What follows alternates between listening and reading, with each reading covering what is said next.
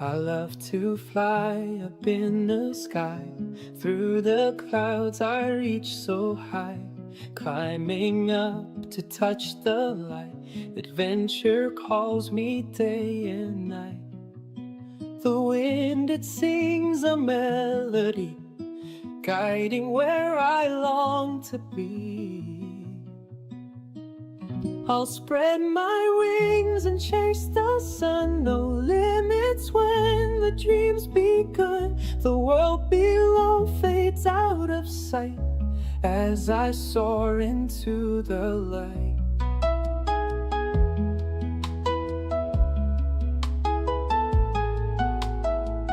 The stars above begin to shine, painting trails so bright and fine. Every turn brings something new, endless skies in brilliant blue.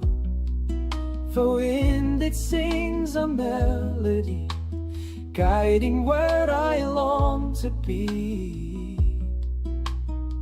I'll spread my wings and chase the sun. No limits when the dream's begun. The world below fades out of sight as I soar into the light.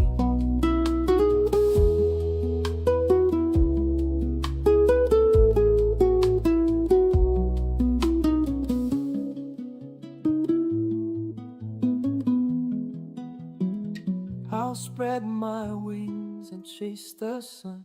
No limits when the drum's begun. The world below fades out of sight as I soar into the light.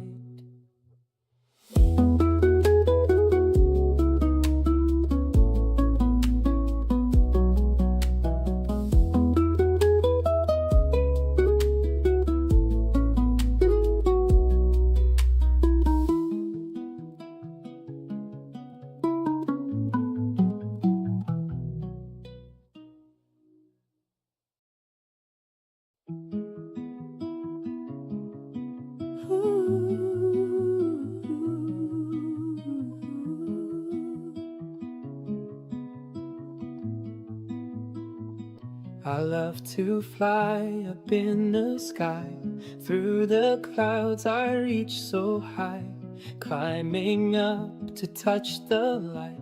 Adventure calls me day and night. The wind, it sings a melody, guiding where I long to be. I'll spread my wings and chase the sun. No limits when the dream's begun. The world below fades out of sight as I soar into the light.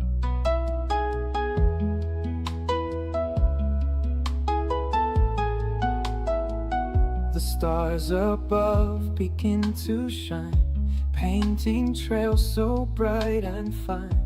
Every turn brings something new, endless skies in brilliant blue. The wind, it sings a melody, guiding where I long to be. I'll spread my wings and chase the sun. No limits when the dream's begun. The world below fades out of sight as I soar into the light.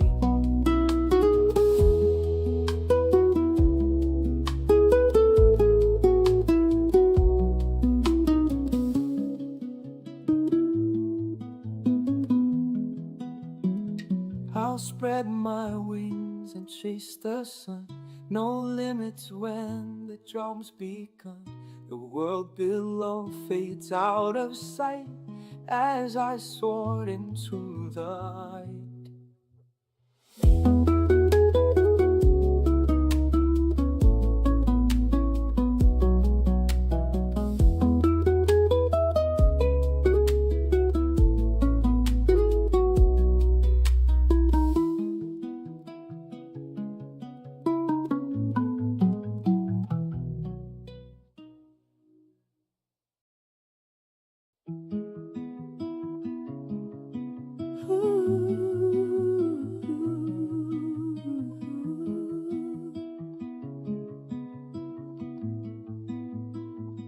I love to fly up in the sky. Through the clouds I reach so high, climbing up to touch the light. Adventure calls me day and night. The wind, it sings a melody, guiding where I long to be. I'll spread my wings and chase the sun. No limits when the dream's begun. The world below fades out of sight as I soar into the light.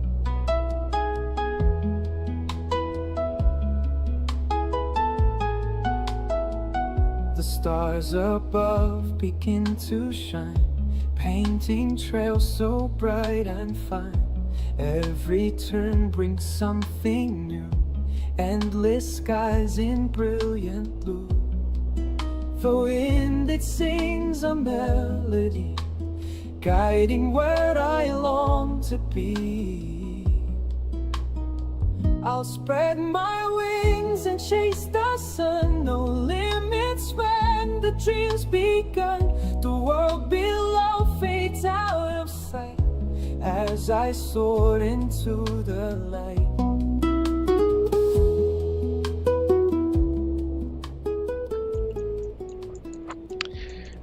Good evening, everyone, and I have to apologize. So there's been quite a lot of updates today, and one of them was well, it wasn't actually an update for the 350, but it's been a while since I flew the 350, and so right now I'm just waiting for the initial compilation. This is a very complex airplane, and so it takes a moment after an update to compile the shaders and to compile WASM.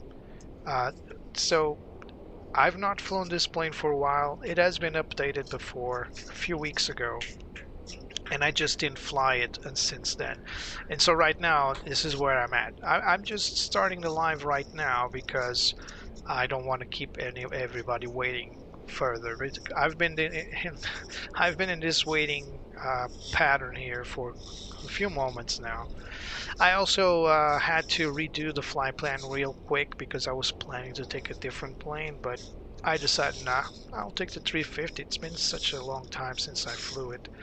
Might as well take it on this leg 4 out of Tel Aviv to Dubai. And as you can see right now, it's cloudy over Israel.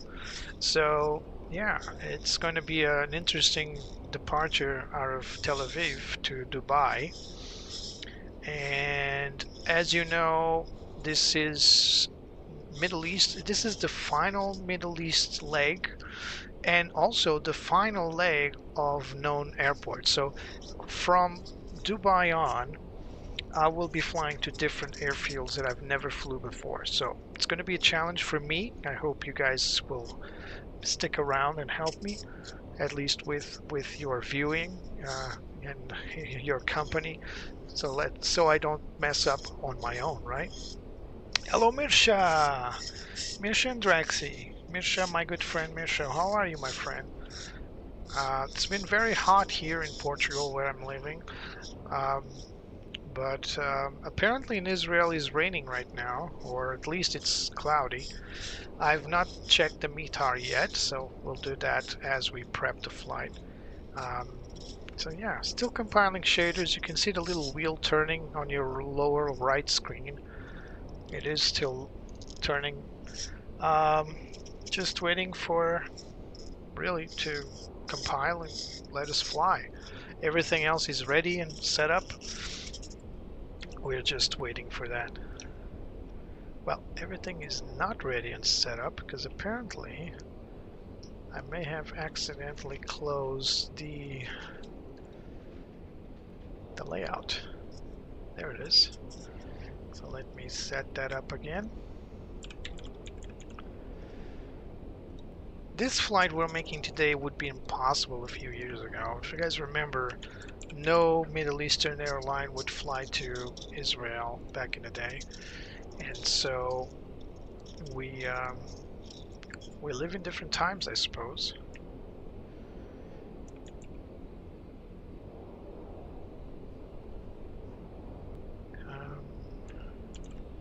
Right. I think that's my call sign. Yeah, just still waiting here. Yeah, we are going through a heat wave here. I'm doing fine, Mirsha. How are you?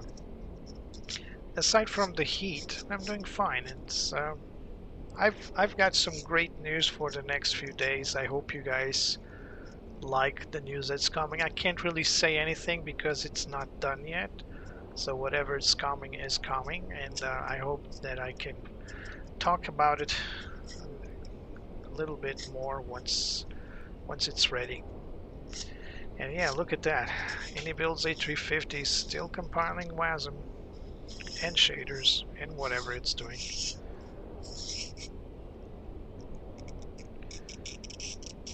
Like I was saying, Drexy, I'm doing okay. How are you, Drexy? Oh, here we go. Belay that. And yeah, look at that. Oh, it's miserable in Israel right now. Oh, what happened? Weather just cleared. That was odd. You see the ground's wet. I'm not fooling around.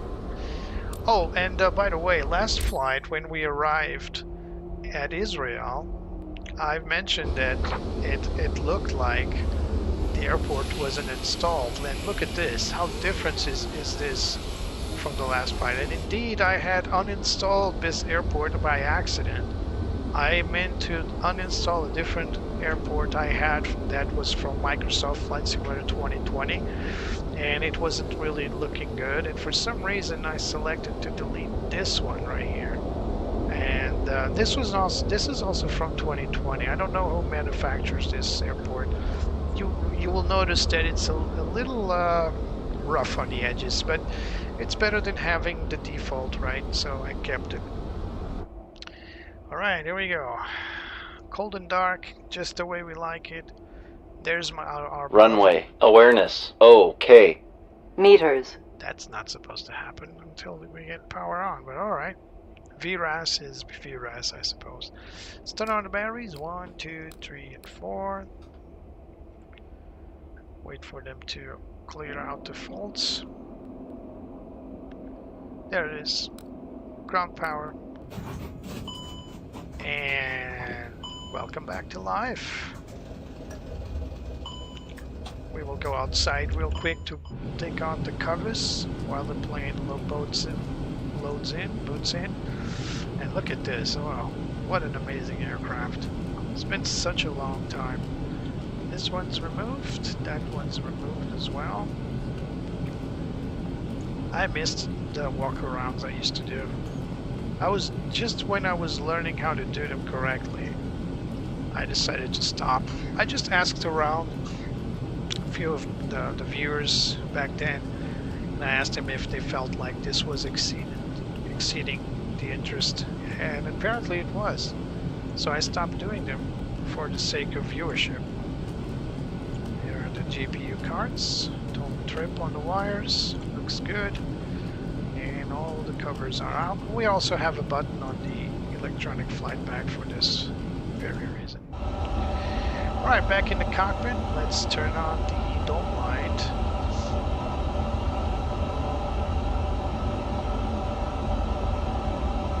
Where's the dome light?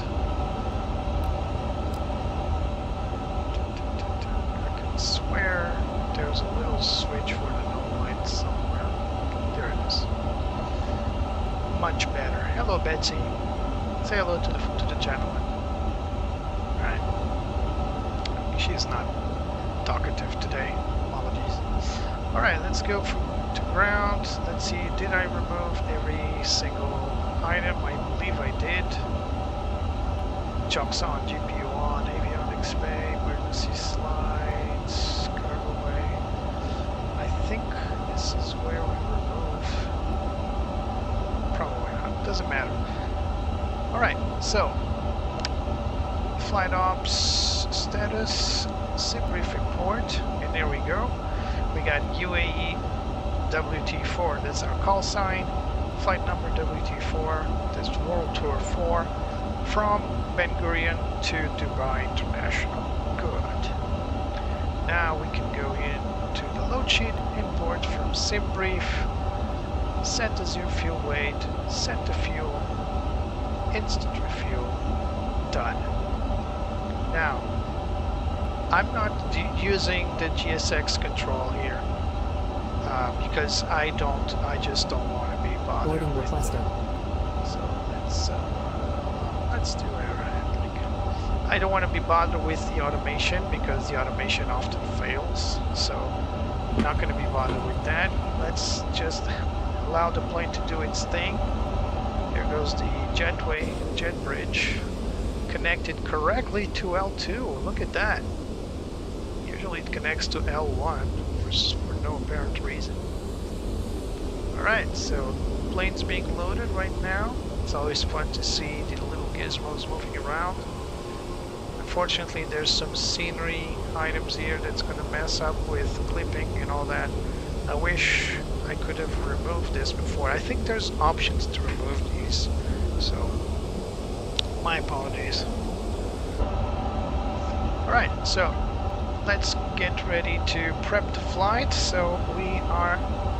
oh no, the database is not up to date, so we need to go here to the...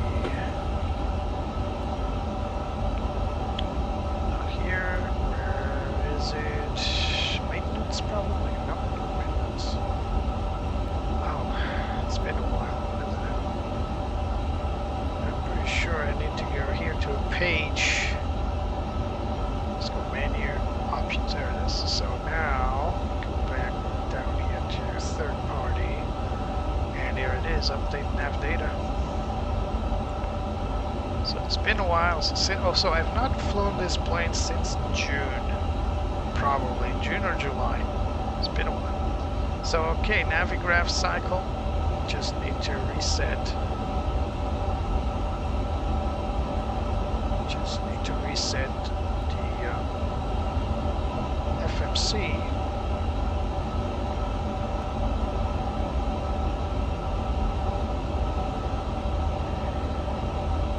Let's go back to FMS1, and there it is. Now it's updated.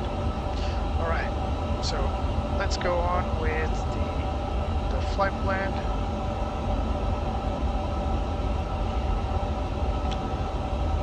So no flight plan loaded, of course, because we need to initialize.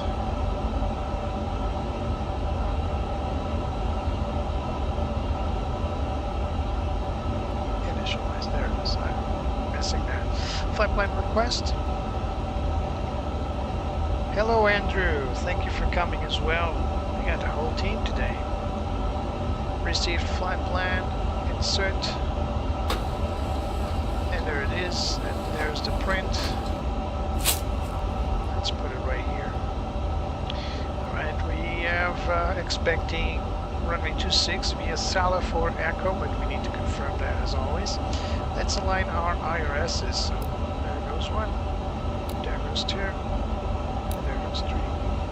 Let's check here so we can turn on the logo lights are on, as well as nav 1, wing lights are off, seatbelt signs to on, no smoking, no personal electronic devices, and no mobile on. Let's arm the emergency lights, standby compass, and high reference to on. Let's bring up the electronic checklists on the Betsy side. There it is. So cockpit preparation, gear pins and covers, we have removed them. So the fuel on board is 23.3. Let's just confirm that's what we need for this today's flight.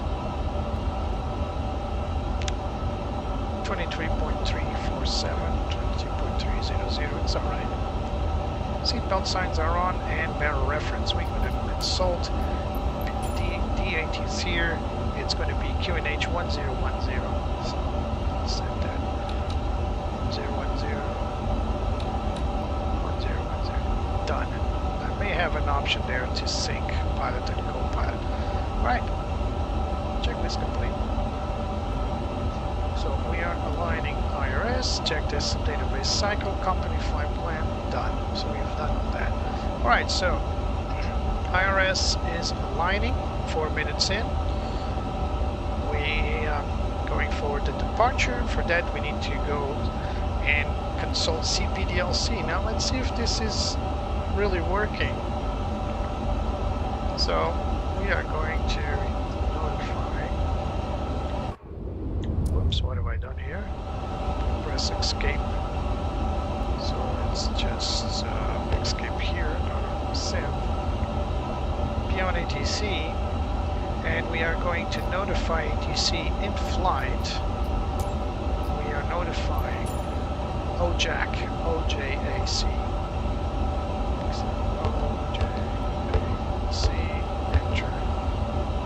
I don't know if CPDLC works on this plane, to be honest. But still, we're gonna try. So request clearance departure.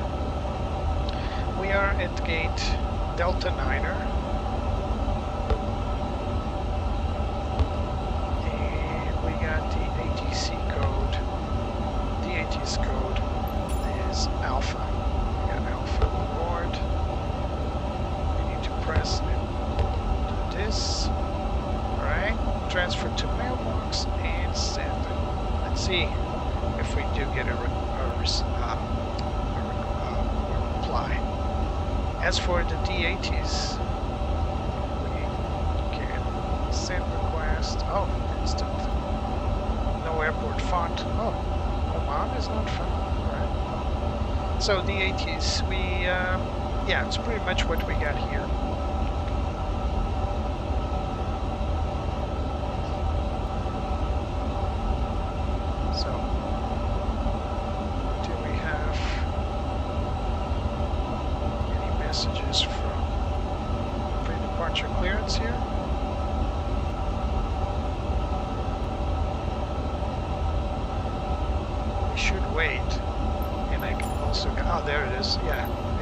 Reply, which is good.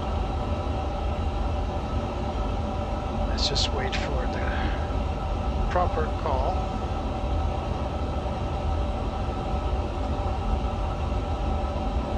Alright, we got a flight plan here, just waiting for the proper reply. There it is. Clear to. Do we have the? Yes, we do. ATC message. Clear to OMDB runway 08 departure. So runway 08 via Salah for Bravo. Done. And temporary flight plan. So temporary. So we need to add 8,000. And squawk 14412.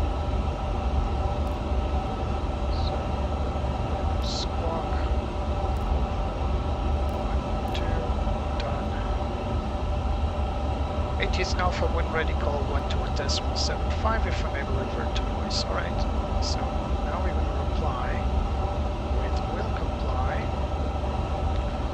and send. We can close this one and wait for the confirmation. Good, it's working as desired. And we're connected to OJAC and with CPDLC, which again I don't know if it works with beyond ATC, but we will try nevertheless. Alright, so we have clearance confirmed, close. Yeah, there it is. Alright, so we can arm. Why is it? Oh, there it is. Alright, so as for ATC COM, done. Let's go to surveillance. Squawk is set. We are going to set mode to auto, and right now it's only setting altitude. TOS is on, weather is off for now. We can all set this everything set to automated, and just by pressing default settings it will turn everything on. Good. As for the load sheet, I believe we got everything ready to start inputting data, so let's go to the performance, takeoff performance. So let's sync with aircraft. Sync the weather. No, alright, doesn't want to sync the weather as usual. So let's just set it up. So we got wind 340 and 7 knots. Temperature is 28. And QNH is 1010. Done. Runway condition, well, it was raining, but apparently it was, and now it's dry. NTI is not required. Takeoff weight is 196.4. Config minimum, air conditioning will be set to on and flex set to standard. Alright, let's compute the takeoff data. And there it is. We got V1 153, VR 154, V2 159. We're going to take off at flaps 2. And our trim will be set to 27.9. We got flex to temperature 67 degrees. TODA, so takeoff distance 4,000 meters. And sent to FMS.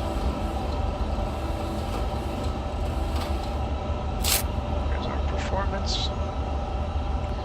So everything looks peachy, and we just need to confirm the V speeds.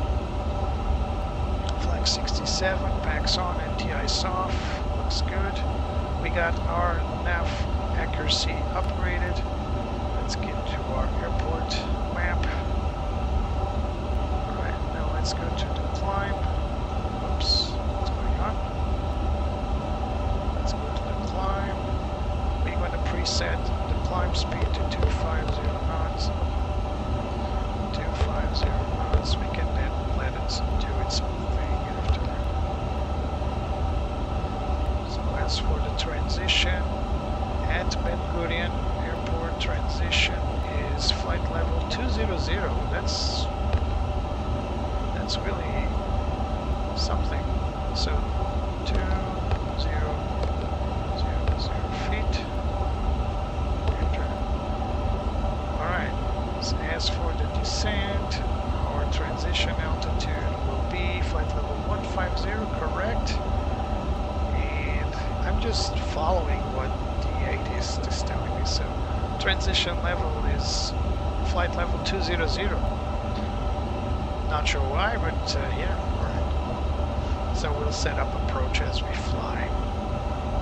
Alright, looks good. Let's just review everything. So flight plan is done with the correct takeoff performance, climb performance as well, auto derate to econ, cost index 160. We'll confirm that in a moment. Winds, let's company wind request.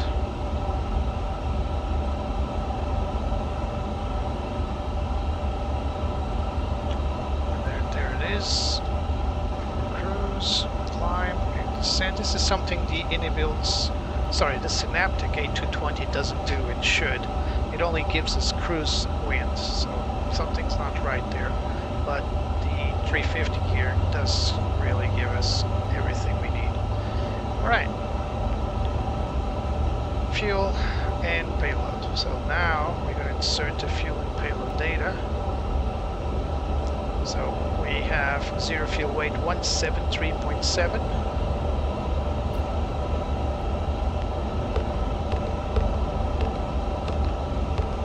Done. And zero fuel weight CG is 27.12, 27.1. Enter. And the block fuel is 23.4, 22.3. Not the longest flight for this airplane whatsoever. GSX number is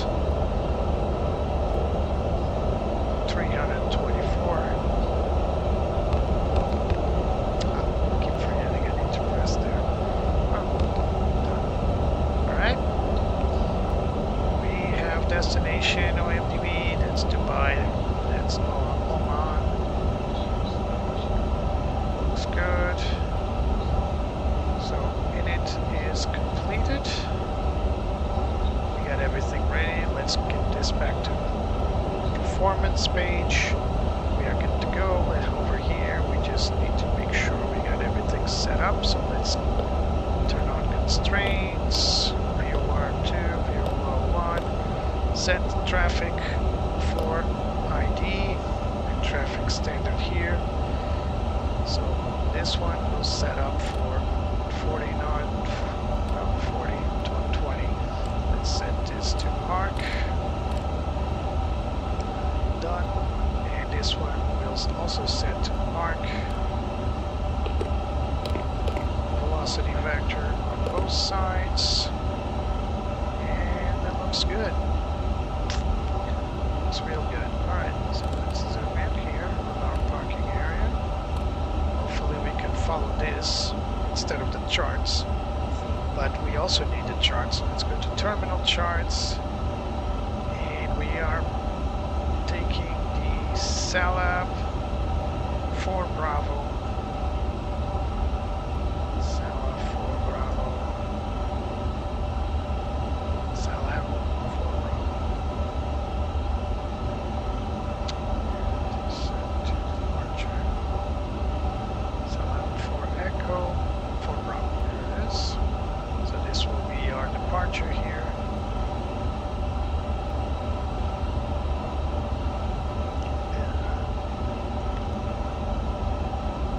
I need to go back and this funky takeoff procedure. I guess we need to gain altitude, that's why.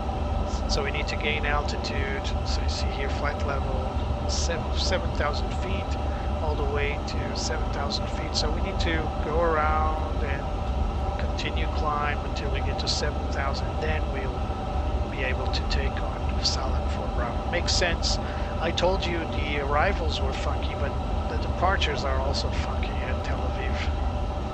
Alright, that's one, and now we need the airport chart, just in case that one doesn't work for us. Alright, we got both pins here and here, good. We are ready, let's go to the ground activity. Not sure why this keeps blinking. It's something that's been happening for quite a bit. But let's tell GSX we want to get out of Dodge. So, deboarding, prepare for pushback and start. Alright. We got our clearance, so we could connect to ground. Let's see if GSX works. I am not really a fan of this remote connection here. Sometimes it works, sometimes it doesn't work. Let's start APU.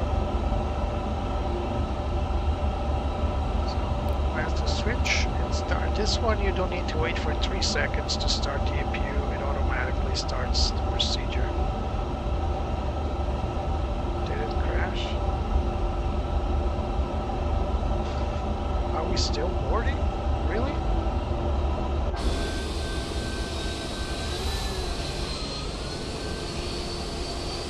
Are we still boarding? Or is it another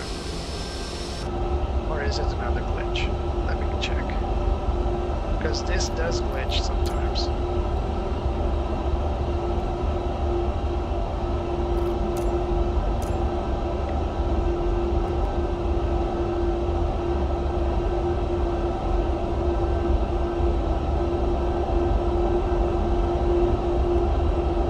At least now we have that button to complete stuff. It was glitched. It probably only loaded one passenger or something. Sometimes it happens with this plane. I never figured out what to do actually. Now we have this button to complete and that's what we need to do.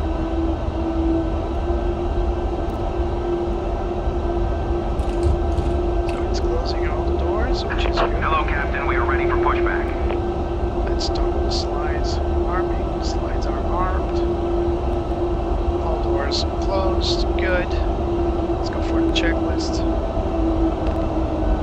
Before it's that checklist, parking brake is set. Takeoff speeds and thrust are set. Slides are armed. Let's turn on the beacon. Departure checks completed. Bypass pin inserted. And nose wheel steering disconnected. Memo is present. Checklist complete.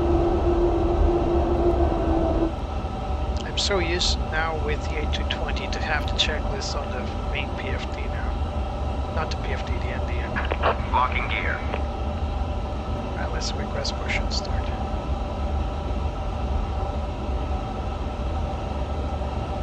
Forgot this.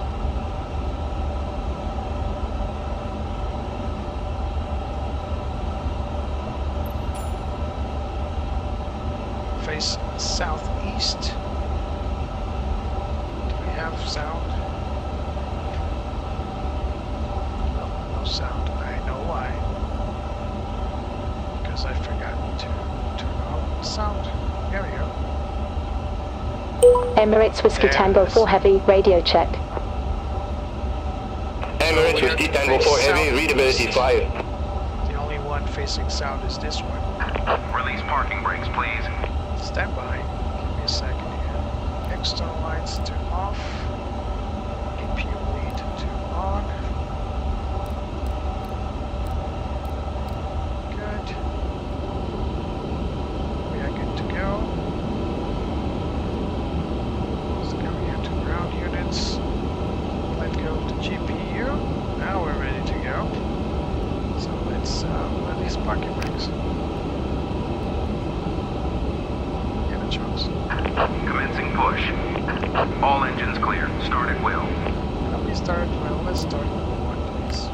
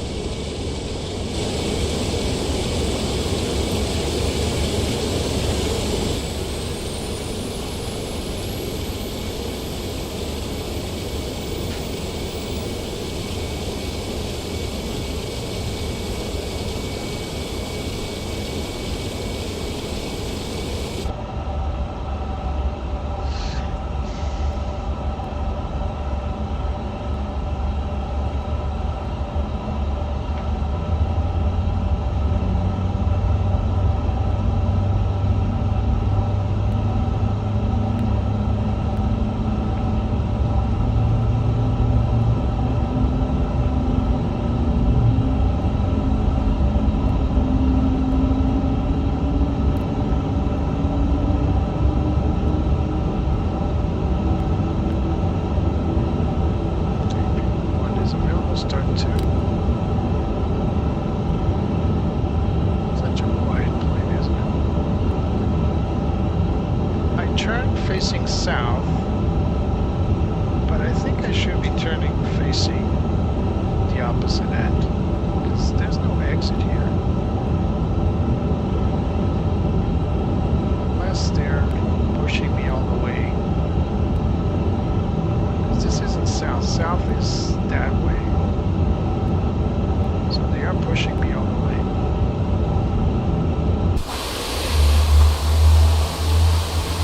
Yep. Some airports do this to declog the gate area. And man, I can't get enough of this plane. It's so beautiful. Look at that. I just love this plane.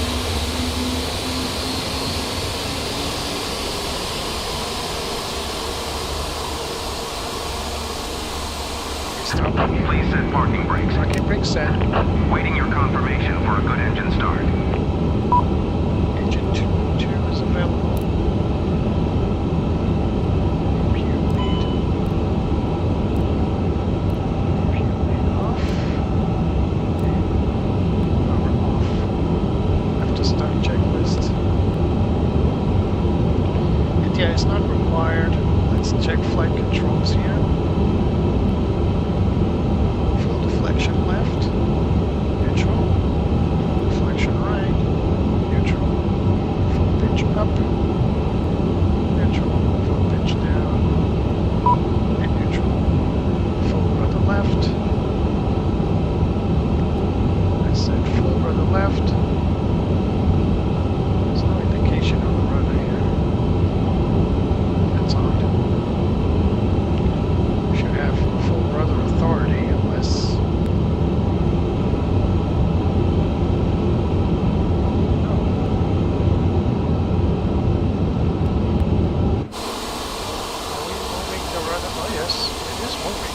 it's just not depicted on the screen here. That's really odd. I've never seen this happening on this plane. See? It's not depicted running the rudder, but I am doing it. So flight controls have been checked. Cockpit to ground.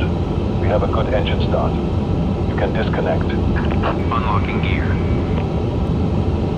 Alright, let's carry on. So, ground spoilers to arm. Set flaps to. Set.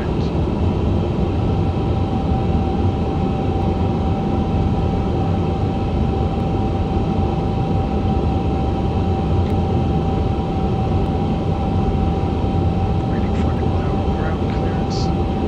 Auto brake to RTO. And we're just waiting for the cabin here. Tow truck disconnected. Bypass pin removed. Copy. Left is clear. Right is clear.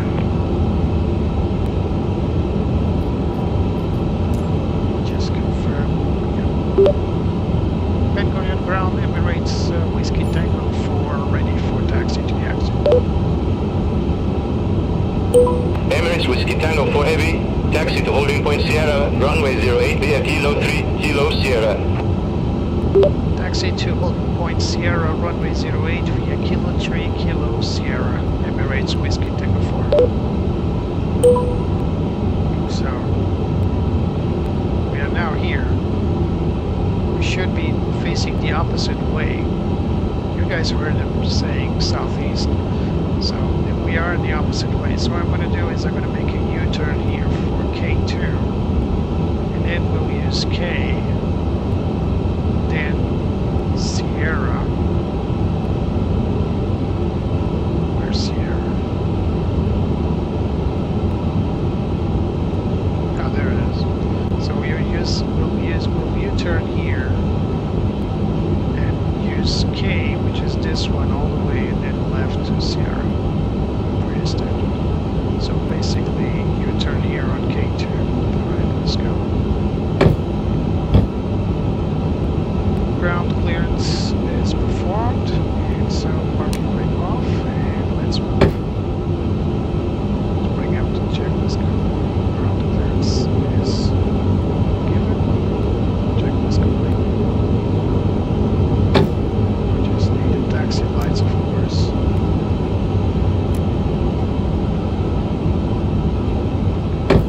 Let's turn here.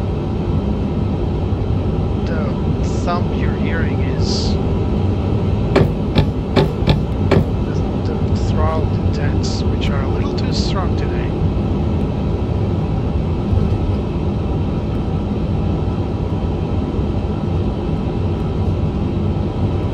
This plane has taxi cams, but it's not operational. It would be very useful for us. I need to turn on track IR. Here we go. Track IR is on. Sorry about the thumping, but can't help it. So we need to move all the way to Kilo here. That's Kilo up ahead. So not this one.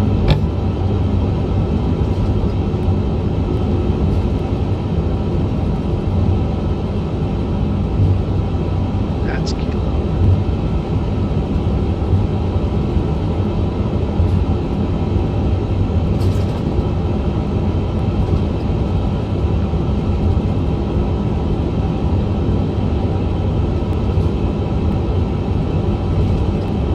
So we can now turn off the light. Approaching 1, 2. Yeah, well, Emirates Whiskey Tango 4 Heavy, hold short of runway 30, arriving traffic. hold short runway 30, Emirates Whiskey Tango 4. I made a wrong turn. Yep, I should have turned. Yeah, good call, because I'm about to enter the runway. Oh, there it is. If I can make a U-turn.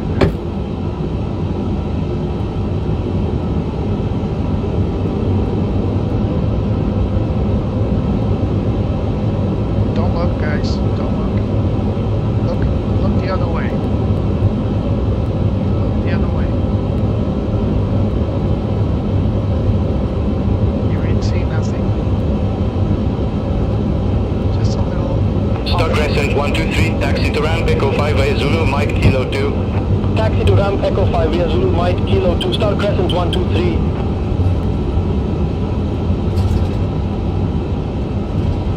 There it is, Kilo. Nothing happened. Nothing happened. Everything's peachy. Do we have rudder? Now we have rudder. That was weird. We didn't have any rudder. So let me disconnect.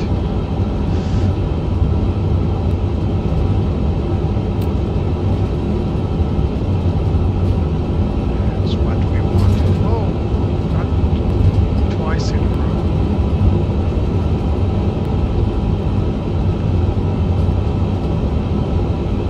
We don't need this map anymore, so we're going to switch to our takeoff, departure, chart. Now we're flowing with the flow, so we're going to make a left-hand turn in Sierra.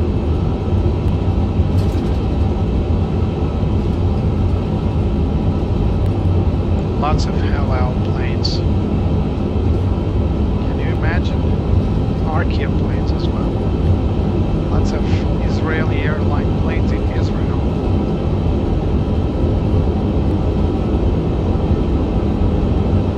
Lufthansa Cargo 8290 Heavy, taxi to Cargo November 21 via Zulu, Mike Kilo Sierra Kilo November. Taxi to Cargo November 21 via Zulu Mike Kilo Sierra Kilo November Lufthansa Cargo 8290 Heavy. That guy was just in a rush. Alright, let's turn here to Sierra. Oh, we missed a turn.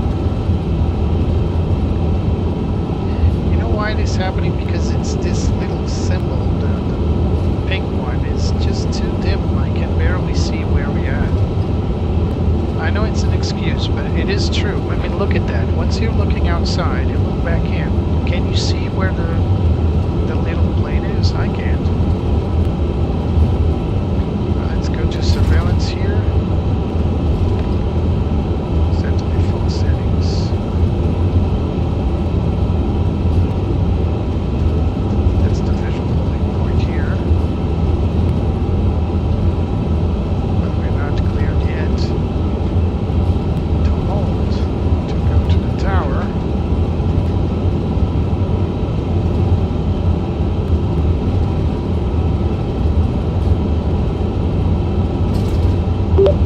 Ben Gurion ground, Emirates Whiskey Tango 4, holding short runway 08.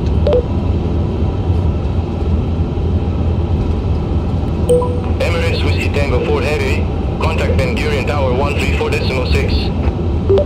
134.6, Emirates Whiskey Tango 4. Ben Gurion Tower, Emirates Whiskey Tango 4, ready for departure runway 08. Emirates Whiskey Tango 4 Heavy, Ben Gurion Tower, wind 340 degrees, 7 knots, runway 08, cleared for takeoff. Cleared for takeoff runway 08, Emirates Whiskey Tango 4.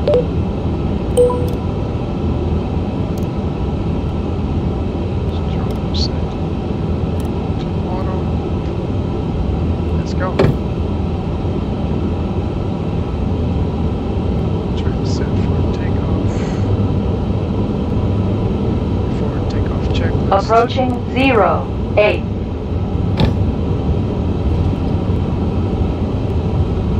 Flap settings done. Radar set to on.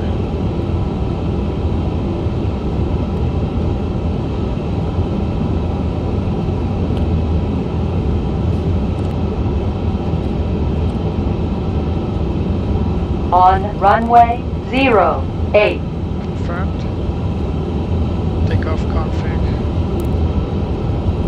Green. Right. Checklist complete.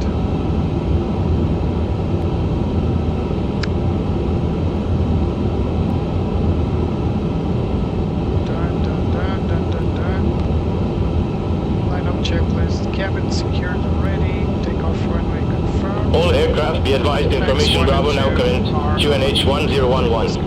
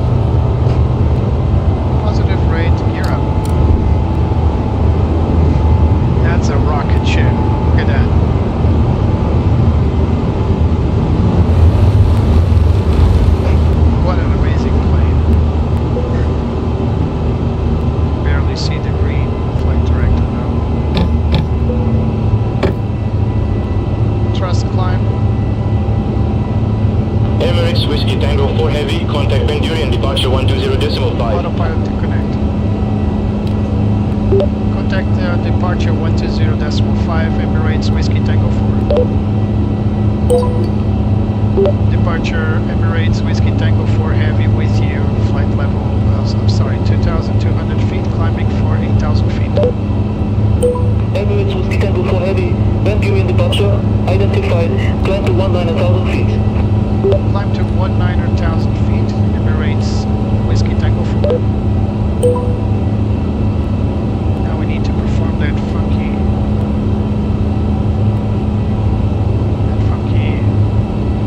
turn. That's the airport again. Really weird that we need to do this. But Ben Gurion is very unique. It's stuck between two conflict zones. And Emirates, not Emirates, any airline doesn't want to take chances. Plane turned a little too tight, now it's opening up a bit to go to the waypoints at Neville, then Matov. This is an RNAV approach, so the plane should be more than capable of performing this. Speed brakes. Flaps, speed check flaps 1.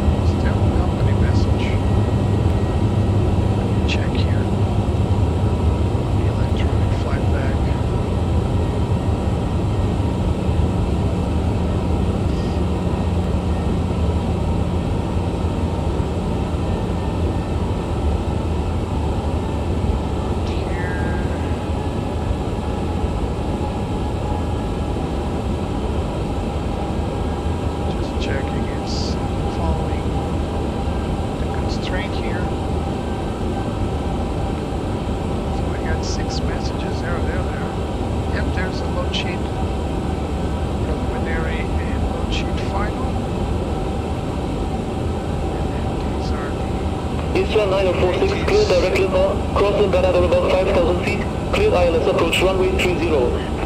Clear direct Limpa, cross Limpa at for about 5,000 feet, clear ILS approach runway 30, Isra 9046. The plane is not following the correct RNAV turn here, but as long as it's doing the turn, climbing.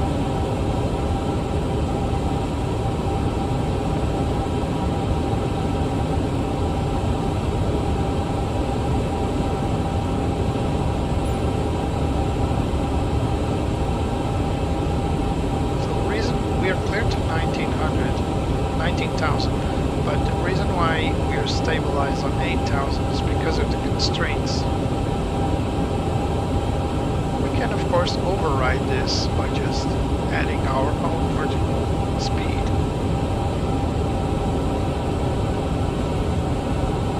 That's a fun that. And look at that, the plane airplane is definitely not following the correct VNAV or LNAV path. It's doing something similar, but not correct. Look at that. It's outside the actual point. Hey. That's twice we overfly the airport today. And an airplane landing right there.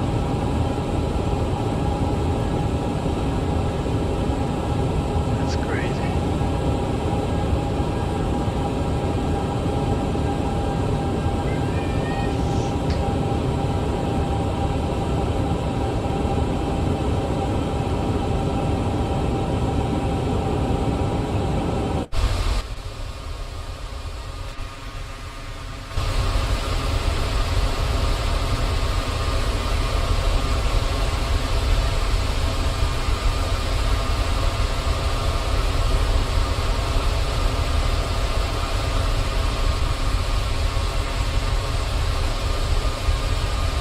Goodbye to Israel.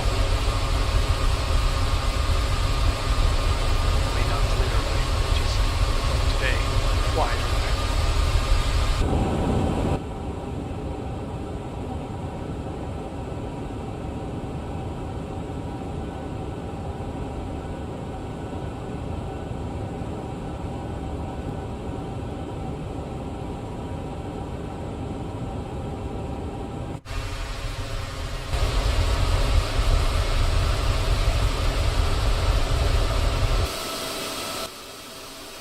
Yeah, there's an issue with the sound, especially switching cameras here. Not sure what's going on. There's Ben Gurion Airport down there.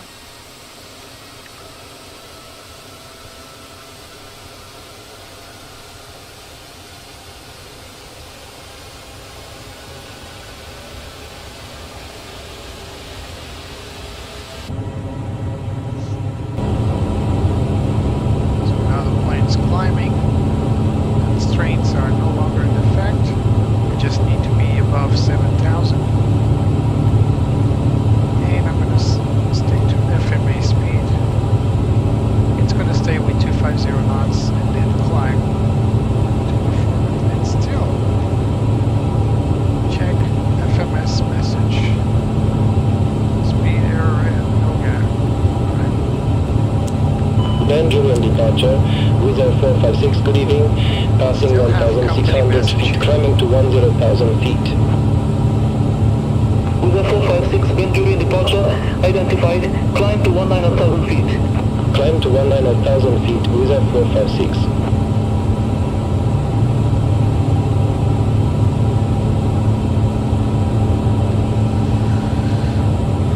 I think I know why there's no airport found on the alternate here. Because it's taking its messages or the weather system from beyond ATC. I think it's lacking the alternate because I think beyond ATC doesn't compute the weather system for the alternate airports.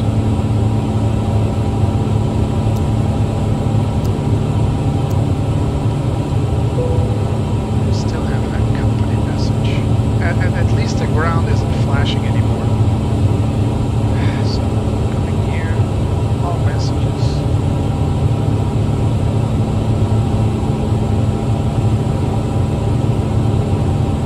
Cannot clear this for the life of me. Do I have to see every single message? Ben Gurion departure, November 510 Sierra Papa, passing 9,900 feet, descending to 5,000 feet with information Bravo. November 510 Sierra Papa, Ben Gurion approach, QNH 1011, expect the ILS approach, runway 30 with the limbo transition. QNH 1011, expect the ILS approach, runway 30 with the limbo transition, November 510 Sierra Papa.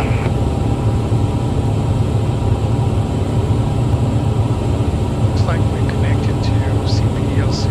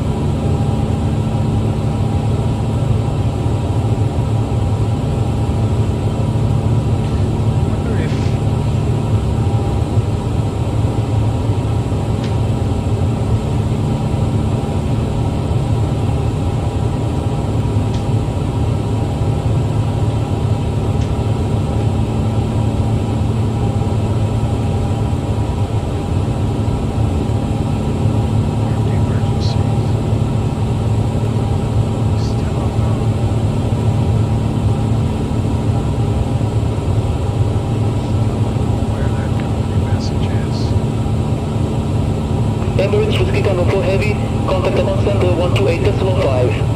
128.15, Emirates Whiskey Tango 4.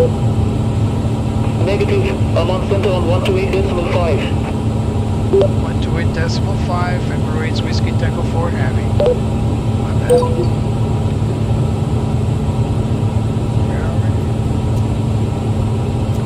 we? I'm on control, Emirates Whiskey Tango 4 with you. 16,000 feet climbing to 19,000 feet. Emirates Whiskey Tango 4 Heavy, amount control to the wing identified, climb flight level 410. One flight level 410, Emirates Whiskey Tango 4 Heavy.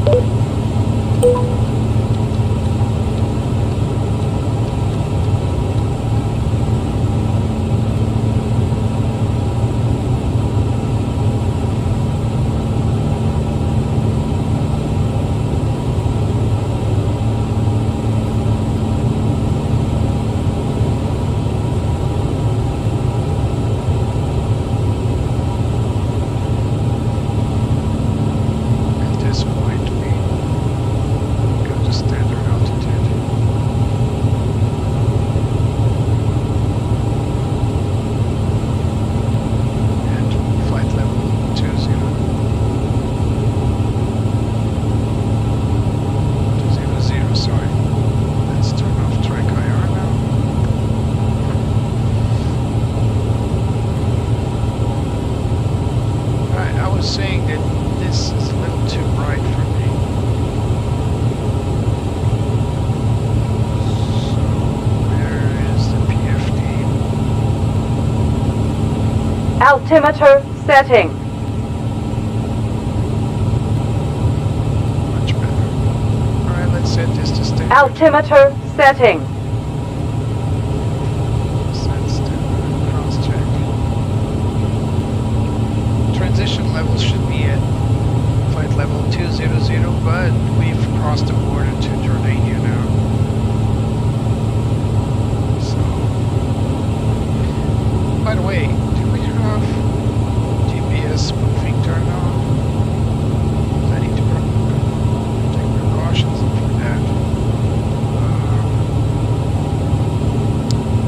Yep, it's enabled, so we need to be careful with this.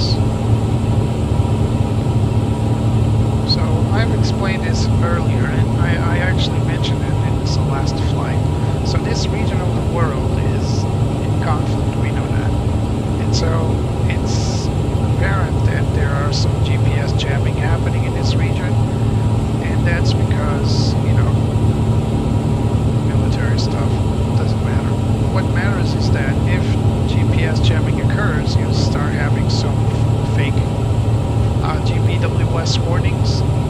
You might have INS failures, and for that reason we need to pay attention, and if need be we need to resort to VOR navigation if needed. Let's hope it's not needed.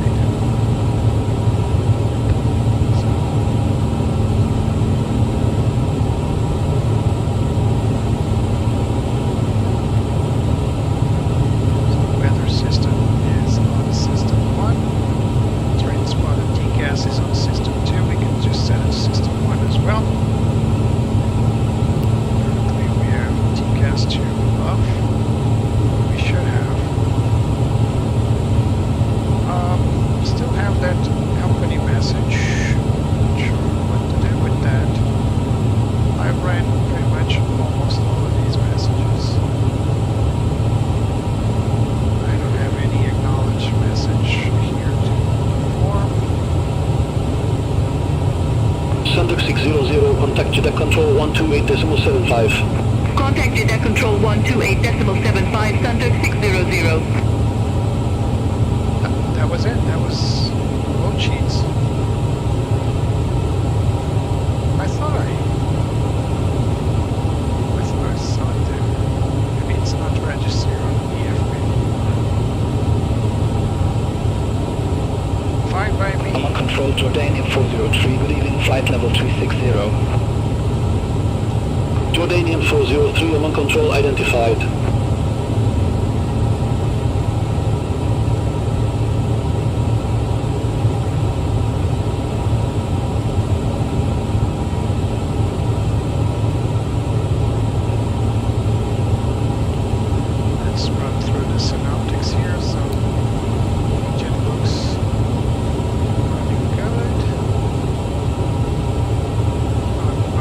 vibrating at all. Doors are closed. They should feel. We didn't brake that hard. Fuel. So we got 9,600 on both sides. Nothing on central tank. Electrical systems. We got Tier 1 and Tier 2 emergency connected to AC1 and AC emergency 2. Red turbine is offline as well as APU gen. Then we got Gen 1A, Gen 1B. Pull up. Oh, this is the GPS. We are getting GPS jamming. Pull up. There it is. GNSS1 fault. We are getting jammed. Pull up. Pull up. Have one primary lost. The autopilot would not. Pull up. The autopilot will not. The TCAS. Look at that. This is GPS jamming at its Pull best. up. Pull up. So we can turn Pull off up. the EGPWS warnings. Let's see if I can find them. I'm on control. Jordanian 506, flight level 330. So at this point, you might Jordanian 506, I'm on panic, control identified. but don't worry. Pull up. I've panicked before. Pull up. We're clearing this one, clearing this one, clearing this one. Pull up. GNSS aircraft position disagree. So we need to currently rely on the ATC giving us updates. So we are clearing that one, clear, and clear. So yeah, all phases GNSS 2, TCAS 1 and 2, ADSB traffic 1 and 2 are all offline. We cannot perform GLS autoland, of course, and we won't have BTV. But that's just for the approach and landing. For all phases, GNSS 2 is offline, so that means that we are only, well, we should probably have both of them offline, but the fact that we have one offline means that the system is unreliable. GPWS will continue to give us some hard time until we get out of the GNS spoofing area. And the fun of flying with sophisticated aircraft for conflict zones. Somewhere down the line, someone thought, hey, maybe we should disable GPS for home, for your enemy? No, for everyone. No, welcome back, Drexy. So currently we're flying purely with INS.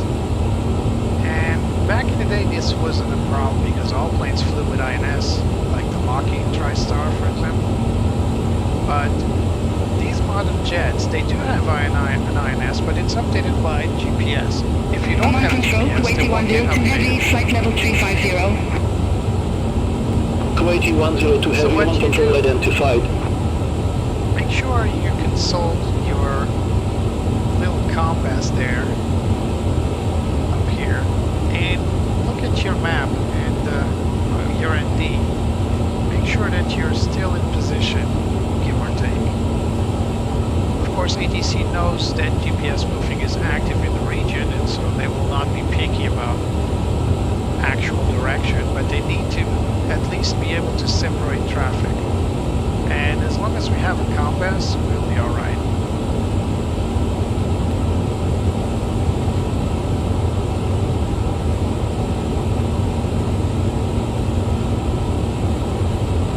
I just remembered something. There's also a GPS spoofing area near Dubai. I'm on control, Qatari 58 Alpha Heavy, flight level So we will 390. have issues on the approach. Qatari 58 Alpha Heavy, on 100% control sure. identified. You guys remember that incident where, what was it? Azerbaijan Embraer jet was hit and crashed. You guys remember that? Sources, the news at least, mentioned that the plane was spoofed into flying into a conflict zone. So you see how dangerous it can be. The plane being spoofed means that the GPS is giving the wrong signals. And so the plane thinks it's flying towards, I don't know, 180 when it flags it's flying the opposite way. And when that happens, you think you're flying okay, but you're not. Of course, these modern jets right here, they have a way to corroborate. So you see now the spoofing is gone, and so the plane is recovered GNSS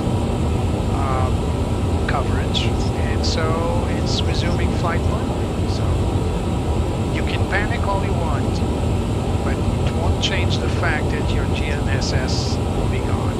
I'm on control, CedarJet 423, flight level 340. Again, if it gets too serious, CedarJet like 423, I'm on control, identified. if GNSS stays offline for too long, you will get recession from your gyros on board. Yeah, they're digital gyros, but they'll still recess. But don't worry, you can still resort to the VOR navigation. You just need to pick up your chart, just like this one right here. And you can search for VOR stations. There's one here on JAM. There's another here, OATR.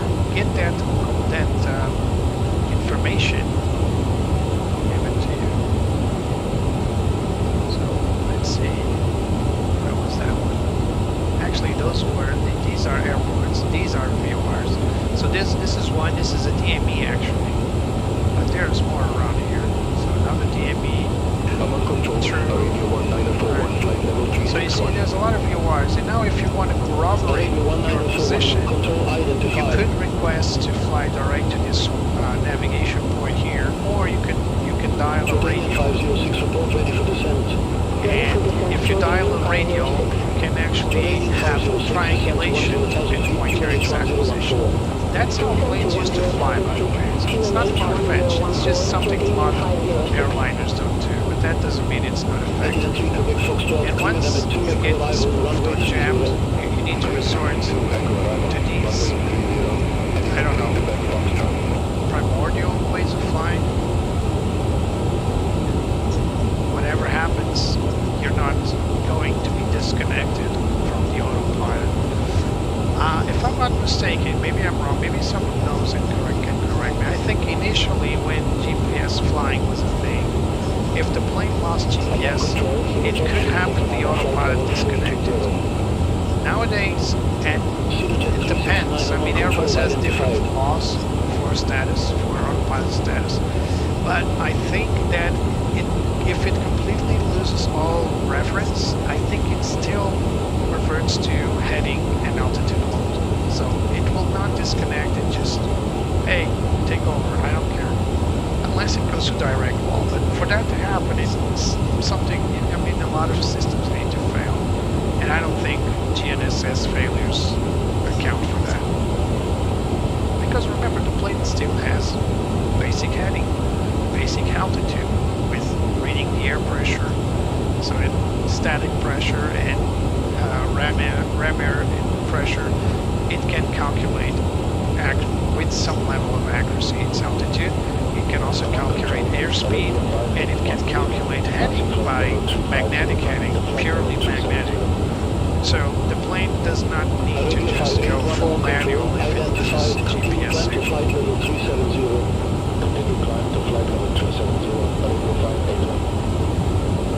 But it is fun to see. This plane can also going to 128.75 Emirates Whiskey Tango for heavy. What's this? Jeddah Control Emirates Whiskey Tango 4 with you, passing flight level 320 to flight level 410. Emirates Whiskey Tango 4 heavy, Jeddah Control identified. That's a little too low. Much better now. Just crazy new volume here. Alright, let's get Betsy to reply now. And let's enjoy the flight. Betsy, you take control. let's go back to the cabin. It's been a while since I visited this airplane's cabin, so let's remember how it is. So there's the door. It's completely dark here. I need to delete. Radio 19016 cleared waves 1 go for arrival, runway 26 left. There we go. So guys, remember, this plane is just huge, right? So this cabin is like very spacious. There's the trap door for the computer room down there. Let's not go down there today. But you could go down there. No, let's do it. For those that never saw it, it's actually pretty fun. So I'm going to grab the lever here. Give me a second. Alright. So over here, there's the nose landing gear down there. And it's a bit dark in here, but this is the computer room. All of these are the computers the airplane uses to control. Those are the 2 batteries on the left, some on the right side and on the left side. Look at all those computers really flashing light. It looks like a Star Wars main panel, doesn't it? Alright, so it's just fun to see, and there's nothing here for us to do. Usually this room is cool, because, you know, these computers do heat up quite a bit, so it's cooled down. But that's about it. Control, 28102 heavy. If I was a pilot, flight level 350. I'll probably go down there once in a while. So, 1 jump seat, reinforced crew jump seat as well with its own little screen here. Not sure what you can do here, but probably a duplicate of the flight systems up ahead. These, by the way, are the computer units that feed the OIP, so they feed this electronic panel here, on both sides. There's a little oxygen mask and a little nice Inibuilds logo. Not sure why we need that logo there, but alright. Wasted, no cigarette disposal. You would imagine that nowadays no airplane you can fly and that allows you to smoke, but there's still some no smoking stuff around. Jump seat also has its own headset, which is nice. Alright, let's go up to the cabin here. This is the crew rest. Oh, it opens now. It's to be bugged. Crew rest looks pretty cool. 1 second. Did I turn on galley power? Doesn't look like there's light in the back. Then again, it's nighttime and maybe the crew is turned off. Qatar 58 Alpha Heavy flight level 390. Qatar 58 Alpha Heavy, Jupiter Turn control off light identified. or cabin power. But yeah, it's really dark in here. Maybe there's a light switch somewhere missing. There's a light there, but no switch. As you can see, there's a nice little seat here. But if you want, there are beds in here. Control 128.5. I need some light. Contact among control 128.5, Qatar 48 Yankee Heavy. It's definitely on nighttime mode. No passengers. Typical. It is definitely on nighttime mode. So let's turn everything on and get a good look at.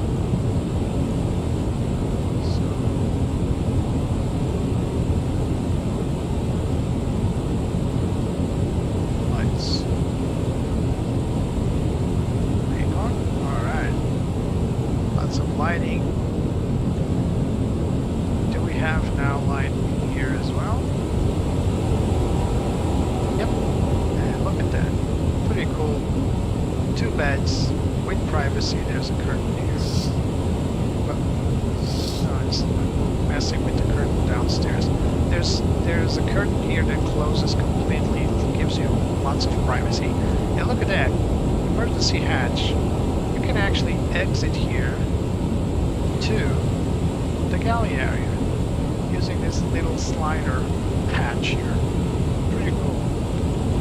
Why would you want to do that? Well, consider that there's an accident and this door gets jammed, or there's a conflict happening here with an unruly passenger trying to break in. You will definitely don't want to open this door, but you can escape through this little hatch here, and that's like an emergency hatch. You don't really use it regularly. Very important coffee machine, always available. Pretty much the most important item on this aircraft. If coffee isn't available, then there's no flight. Another jump seat for the crew. There are two here. One, and on the other side another one. I believe this is a stretcher, not sure. I think this is a stretcher. Oh, and the loo. I forgot to show you the loo. So there are many loos in this airplane. All of them operate the same way.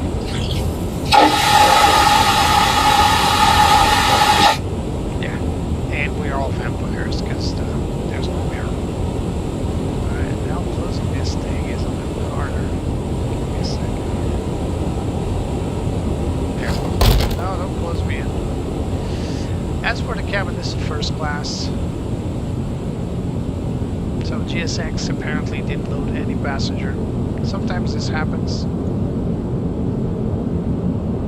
Kuwaiti 122 heavy, report ready for descent. Have a nice Ready for descent, Kuwaiti 122 heavy. picture Kuwaiti of 122 the heavy, descent Trent WXB. 1001. Descent Amazing engine, 6,000 very feet to an powerful.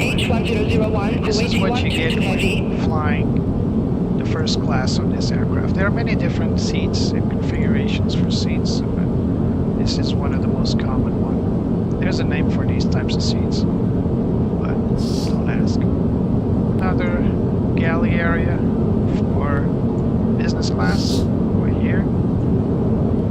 And this is my favorite seat. 740, good evening, flight level 331. And of course, premium economy.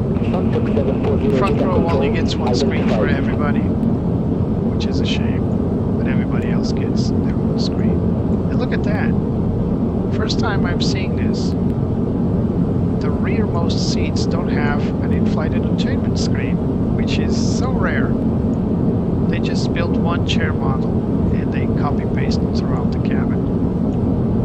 And I don't think that screen up there is very useful for these guys in the front row. I definitely would like one screen for everybody. And nice starry sky effect. And of course, there's economy. Oh, front guys are screwed. Not even a screen for them. Sorry, front row guys. You didn't pay for a screen, but everybody else did.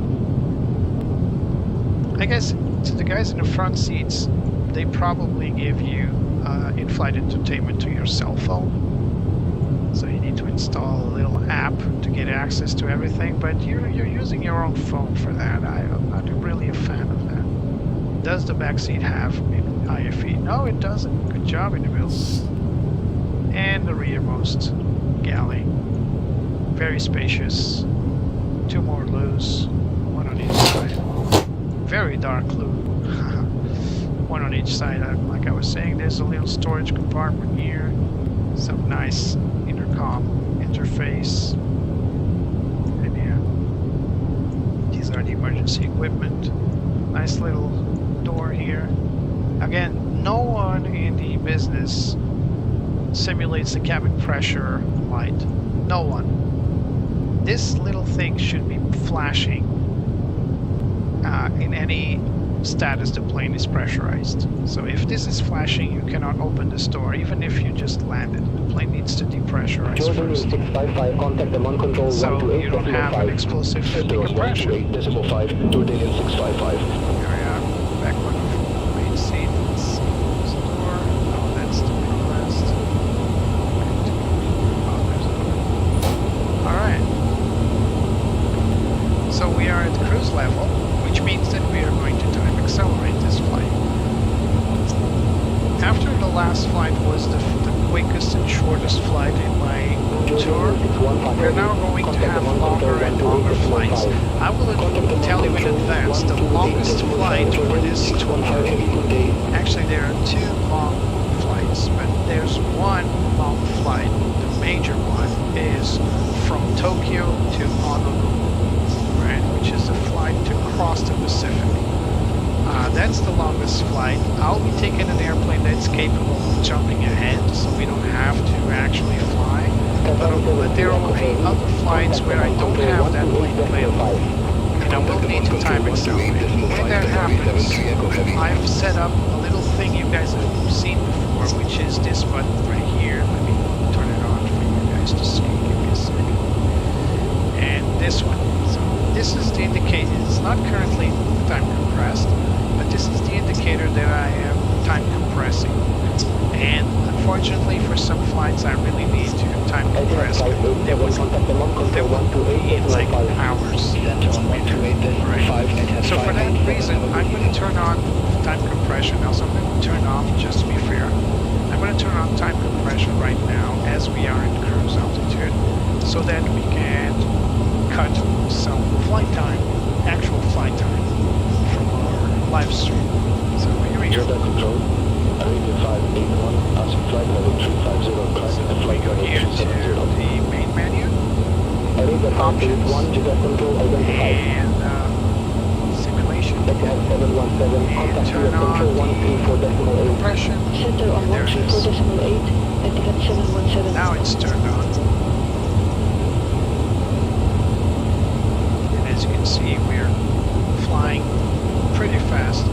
We were flying at Mach 0.85, which is crazy for such a big airplane to be able to fly this fast. But now we're flying like Mach 3.7 or something. That's crazy. But this will get us faster towards the destination. And as you can see, there's a lot of waypoints. Center on 134.4, So, Qatari 340 heavy. there's another little item I added, which is this one. This is the Be Right Back little tag that I use every time I step away from the computer, or I'm at the computer but doing something else that doesn't require me to speak. I'm still around, but I'm like taking a little break. So I'll just be monitoring the flight, because as you can see, we now have some very strong side winds, and sometimes I need to just go back to normal flight. So I need to turn off time compression. That's why I always stick around, but I'll be a little bit quiet now. So guys, if you have anything to chat, feel free to chat in the live chat, or you can drop a message in my video down below. If you guys like what you see, remember, leave a like, subscribe, and also if you can, donate. There's a Buy Me Coffee link in the description below. But until then, I'll be right back. But leave a message if you want to talk about anything. Be right back.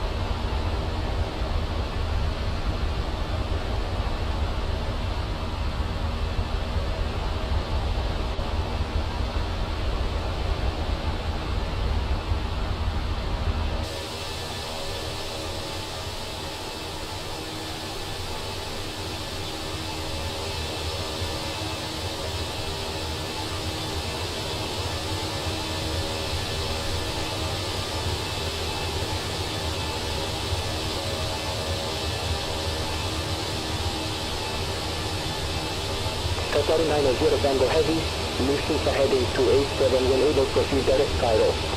Lufthansa heading 287, when able proceed direct Cairo, Qatari 90 Tango Heavy. Turkish 140 Heavy, contact Riyadh Control 132.905. Contact Riyadh Control 132.905, Turkish 140 Heavy.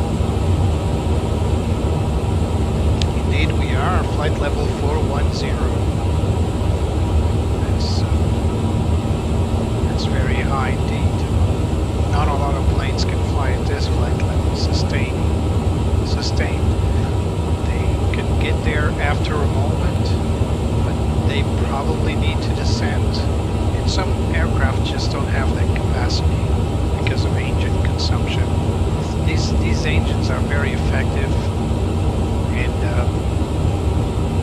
of course the plane is designed to fly at even higher altitudes. I think the ceiling is close to 40, flight level 470, I think. Don't quote me on that. Of course, it's still far away from flight level 49 or 50 that some private jets can fly. But the higher you go, the more efficient you can be if your engines can handle it.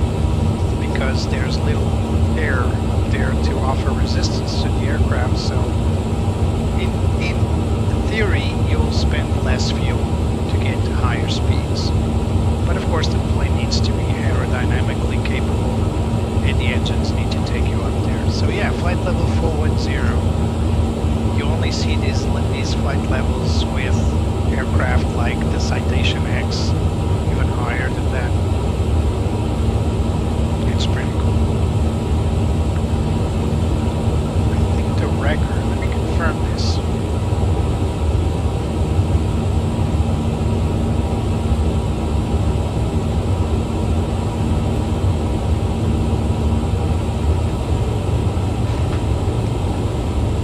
Oh, the highest recorded altitude was flight level 430, so I apologize, not 47. 430, yeah, that's the one. So, but the highest altitude,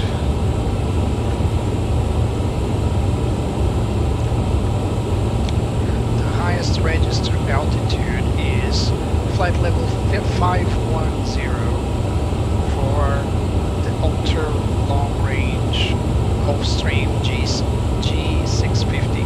It's actually dethroned, the G650 dethroned the Citation X in terms of higher and faster, higher altitude and fastest speed.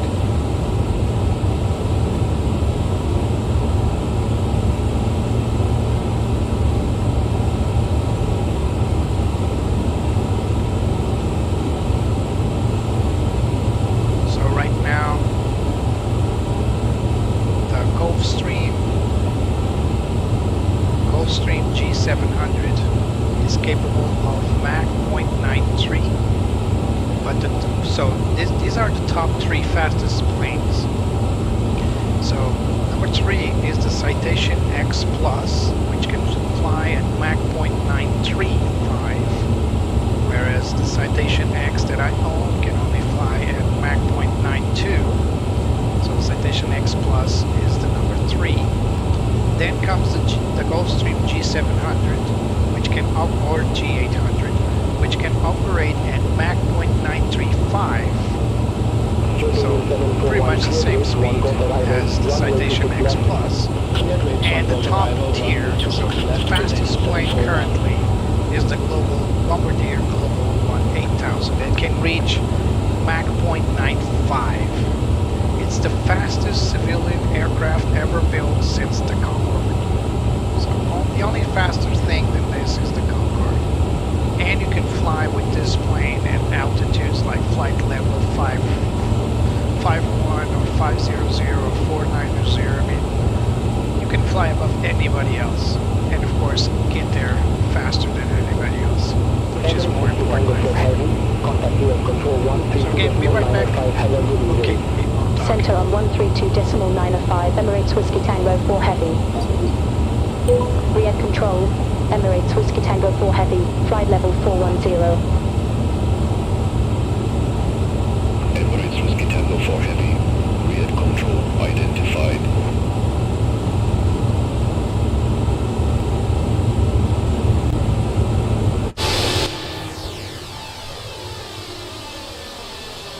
Emirates Whiskey Tango 4 Heavy, contacted at control 134.4. Contact Jeddah Control 134.4, Emirates Whiskey Tango 4 Heavy. Qatar 71 Foxtrot, contact rear control 132.25, have a good evening. Center on 132.25, Qatar 71 Foxtrot. Jeddah Control, Emirates Whiskey Tango 4 Heavy, good evening, flight level 410. Emirates Whiskey Tango 4 Heavy, Jeddah Control identified. Emirates Whiskey Tango 4 Heavy, rear control identified. Emirates Whiskey Tango 4 Heavy, Jeddah control identified. Emirates Whiskey Tango 4 Heavy, Jeddah control identified. Emirates Whiskey Tango 4 Heavy, Jeddah control identified. Emirates Whiskey Tango 4 Heavy, Jeddah Control identified.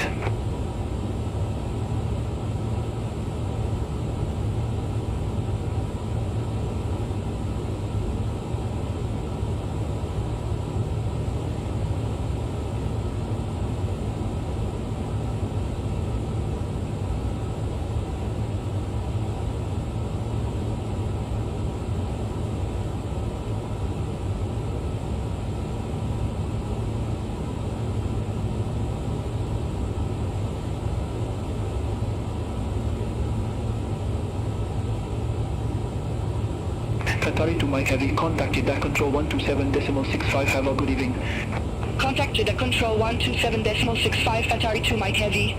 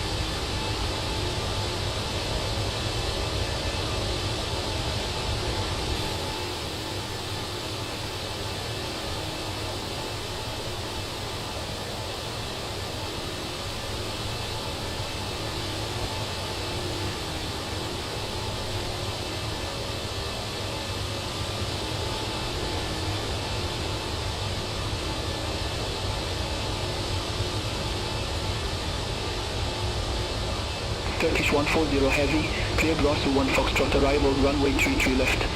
Cleared routes to 1 Foxtrot arrival, runway 33 left, Turkish 140 Heavy.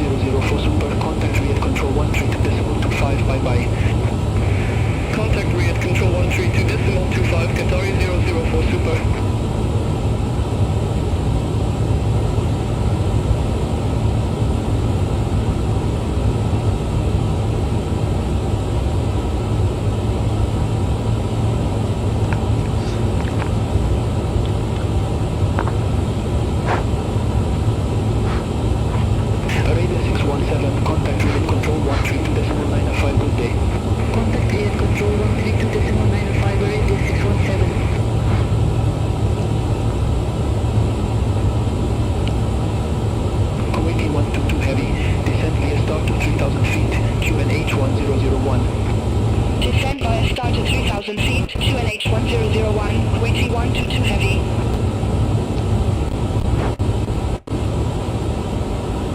Emirates Whiskey Tango 4 Heavy, contact Riyadh Control 132.25. Center on 132.25, Emirates Whiskey Tango 4 Heavy. Riyadh Control, Emirates Whiskey Tango 4 Heavy, right. flight level 409er. There's a problem here. Let me Emirates just Whiskey Tango revert 4 this Heavy, to... Riyadh Control identified. Alright. So there was an issue here. I thought I had my mic off, but it was on, and I turned off, turned on.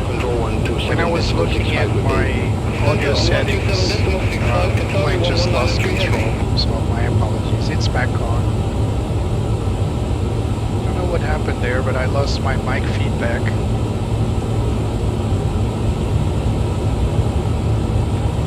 That's just something I need to pay attention.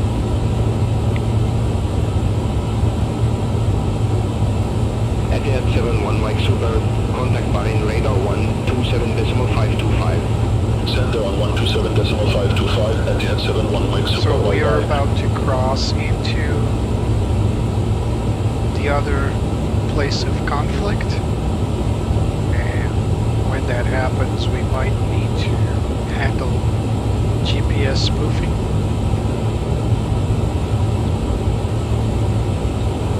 We have a plane ahead, that's why I'm taking us out of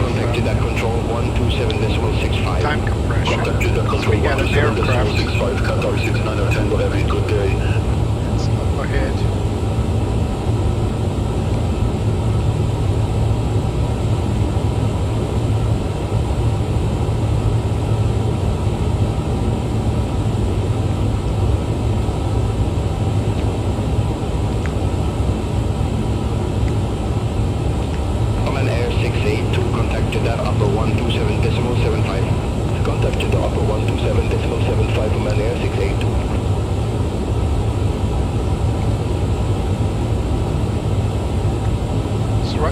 It's right there on our route here, so we need to be extra careful here.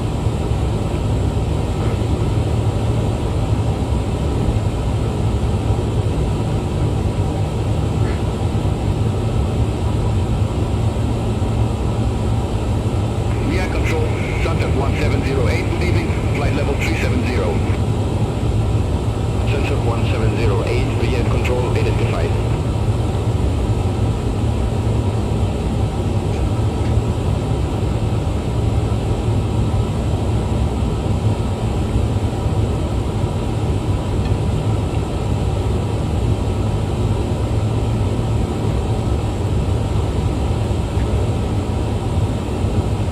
Riyadh Control, Sky Dubai 8762, flight level 370. Sky Dubai 8762, Riyadh Control, identified. Not again.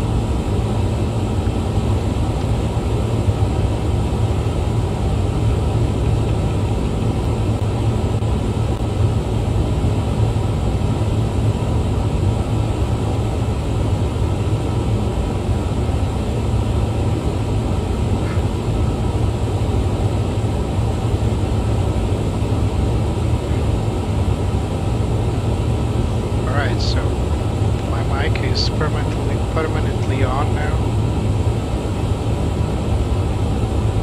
So I apologize if you guys heard me talking in the background. Qatari 004 Super, contact Jeddah Control 127.65. Contact Jeddah Control 127.65, Qatari 004 Super.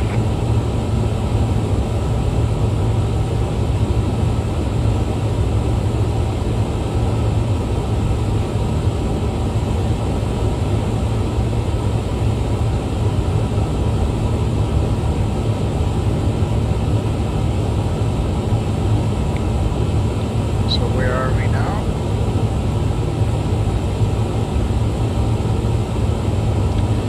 Almost getting our feet wet. This is that problematic zone. Qatari 3 Bravo Heavy, report ready for descent. Ready for descent, Qatari 3 Bravo Heavy. Qatari 3 Bravo Heavy, descent to flight level 210. Descend to flight level 210, Qatari 3 Bravo Heavy.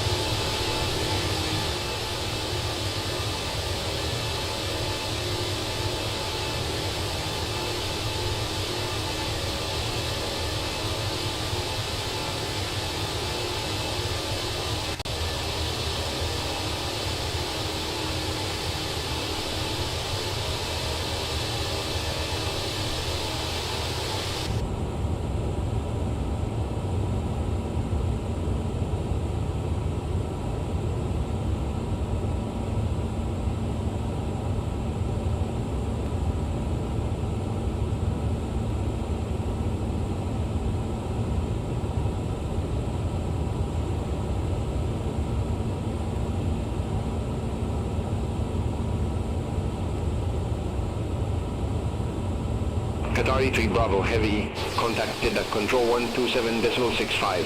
Center on 127.65, Qatari 3 Bravo Heavy.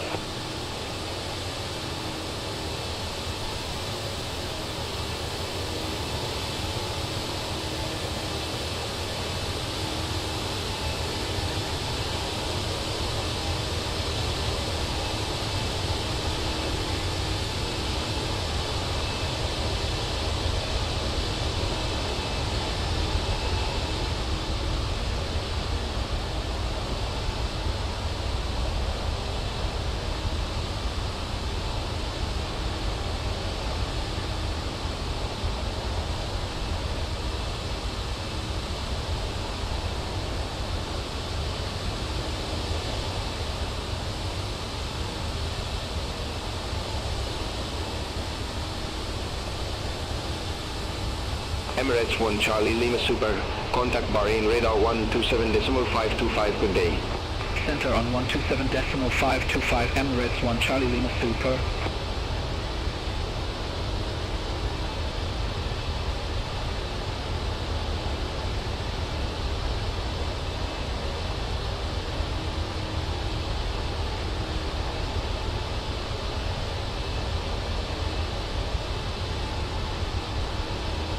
Salado 701 Heavy, contact Jeddah upper 127.75.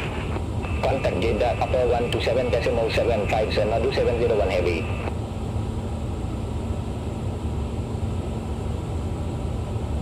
So, let's see if we do get the GPS spoofing also here. We saw a glimpse of it during our departure from Tel Aviv.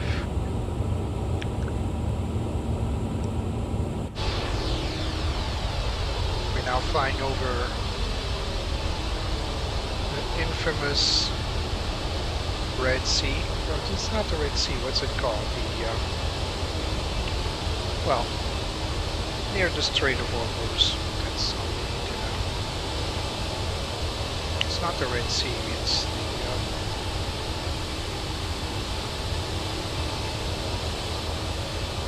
I don't remember.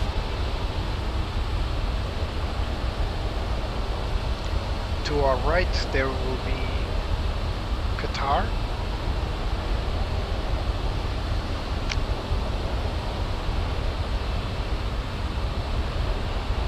To our left will be, you know it, Iran. That far away into the horizon, that's Iran over there.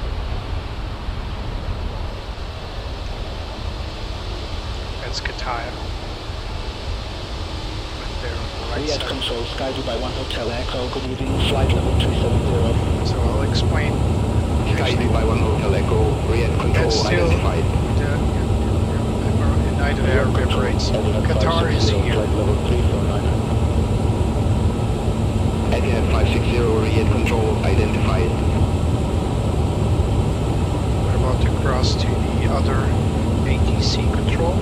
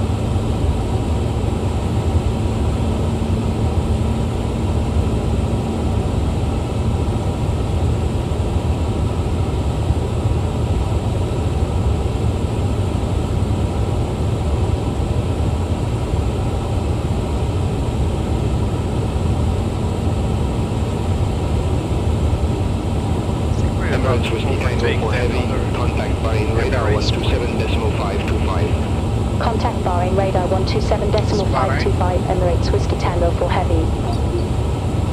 Bahrain radar, Emirates Whiskey Tango 4 Heavy, good evening, flight level 410.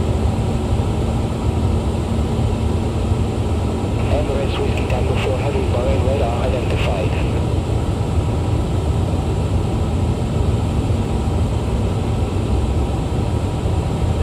Overtaking that other guy.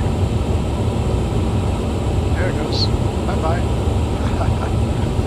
Pretty cool.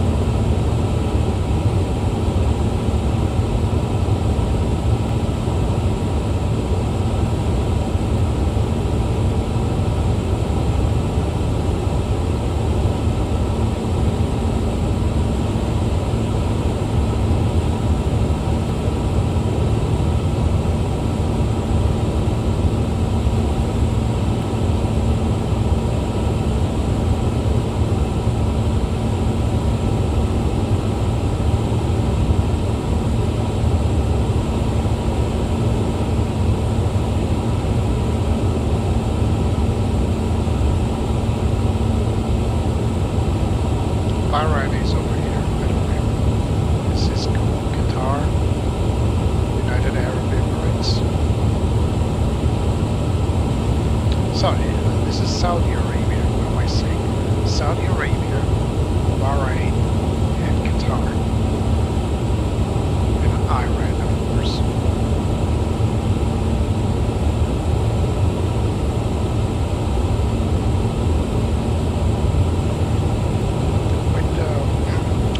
War broke off between the United States and Iran, all planes had to go southbound through Jeddah, making a huge turn to then go up to Dubai. So nowadays things aren't that serious in terms of airspace interdiction, but we will still have some GPS jamming and spoofing in this region, so we are going to expect that.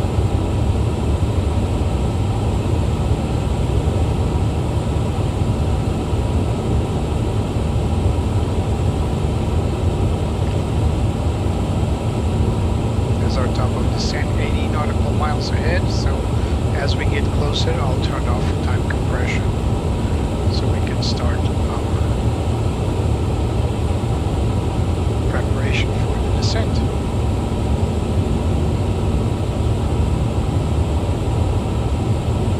Emirates Whiskey Tango 4 Heavy, contact Bahrain radar 132.125. Contact Bahrain radar 132.125 Emirates Whiskey Tango 4 Heavy, bye-bye. Bahrain radar, Emirates Whiskey Tango 4 Heavy, good evening, flight level 410. Emirates Whiskey Tango 4 Heavy, Bahrain radar identified. By the way, have you noticed that Betsy's voice is back to normal? She's now an English speaker, as she originally was. So I changed her voice set to bring her back to the old days. We are expecting runway 12 Romeo via the ViewTab 3 Echo. Let's prep that up.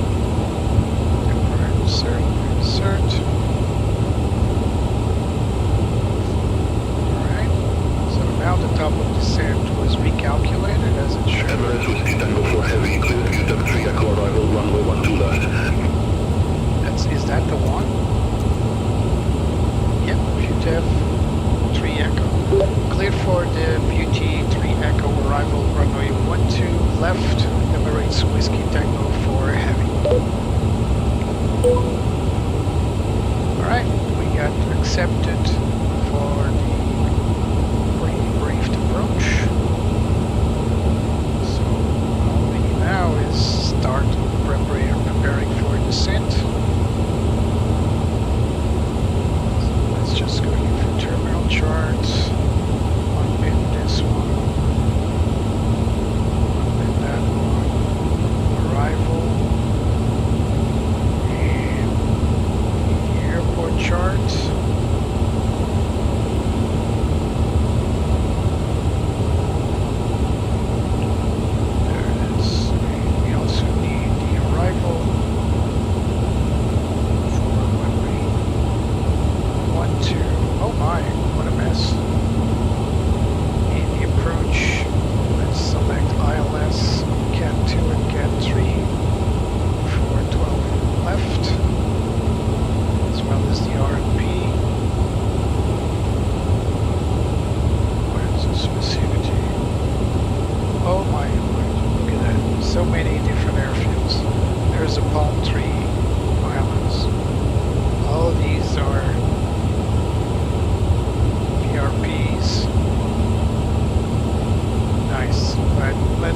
Let's not dwell into that. It's a very complex chart there. So this is our airport. Oh, these three concourses. This is pretty much filled with 777s, A380s, A350s. So that's where we'll probably go to. These other areas are for smaller planes. 2383 marine radar identified. So we are getting the 3 Echo. Where is the 3 Echo? There it is. So we are coming out of UTAP to DB4. Emirates Whiskey Tango 4 Heavy, report ready for descent. We'll report Emirates Whiskey Tango 4. Emirates Whiskey Tango 4 Heavy, verify ready for descent. We'll verify Emirates Whiskey Tango 4. What the hell he wants me to say? Emirates Whiskey Tango 4 Heavy, verify ready for descent. Wilco, Emirates Whiskey Tango 4 Heavy. Phraseology, right? So, VTAB 3 Echo to DB400, then DB402, DB403, and we are going to have the final waypoint is re-rack while we are descending and decelerating in this holding pattern here. Then out of re-rack, direct to the approach for the ILS. That's exactly what we got here. And then ILS approach. Pretty cool. Byron radar, Emirates Whiskey Tango 4 ready for descent. Emirates Whiskey Tango 4 Heavy, descend to 10,000 feet, QNH 09908. Descend to 10,000 feet, QNH 09908, Emirates Whiskey Tango 4 Heavy. Let's do an open descent here.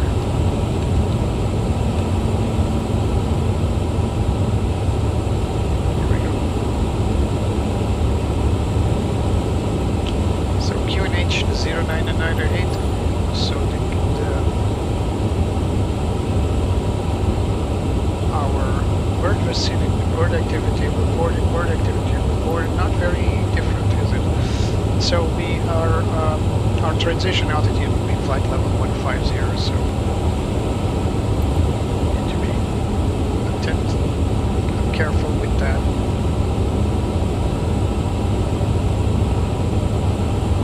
Need to be paying attention to the altitudes.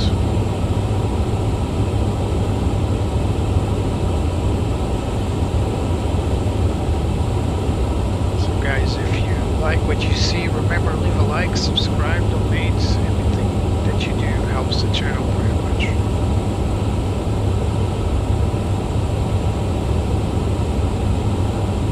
Consider donating. It's not a request, it's just if you feel like it, I'm more than welcome. Marine radar, Emirates 1 Charlie, Inibuilds leaving, flight level 410. Emirates 1 Charlie Lima Suco marine radar identified. With flying for 2 hours and 20 minutes right here. Of course, in sim, in real life, it's been less than that.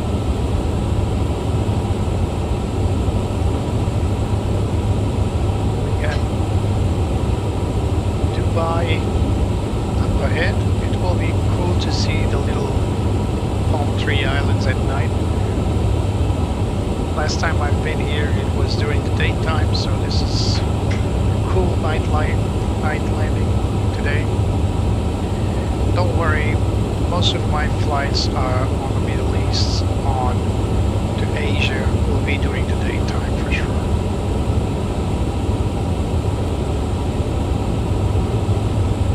So when we press in the button, we enter open descent.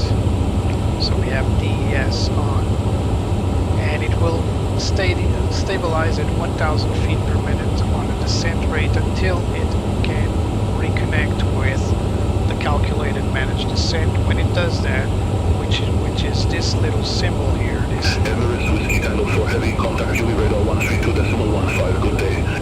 Contact UE radar 132.15 Emirates Whiskey Tango 4 Heavy, good day. Betsy's still handling the comms.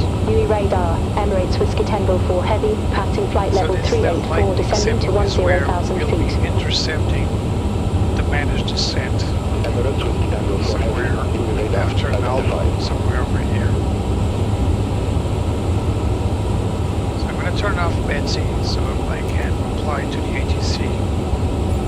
Emirates 2520 Heavy, contact UE radar 125.375, bye-bye. Contact UE radar 125.375, Emirates 2520 Heavy, bye-bye.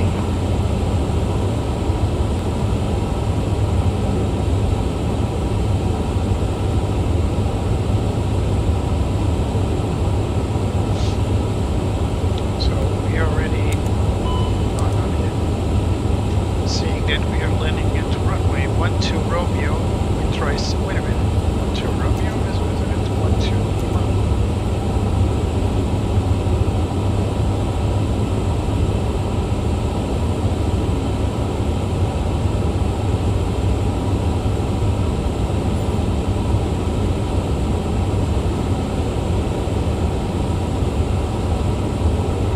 Yeah, so if this is incorrect, so it's runway 12 Lima, same approach, ILS, via VRAC, and star is the same.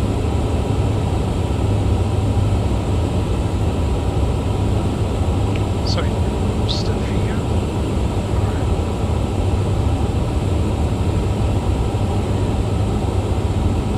Good thing I looked there. We would be having the same issue we had on the last flight. Only on this flight, I would definitely figure it out that I needed to need the destination data. So Airbus little thing we need to insert destination performance.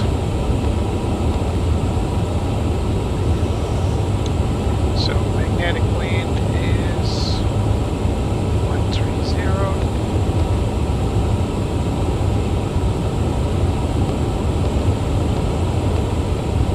And 7 knots. OAT is 38. That's hot. And QNH is 09998. Barrow. So we will be using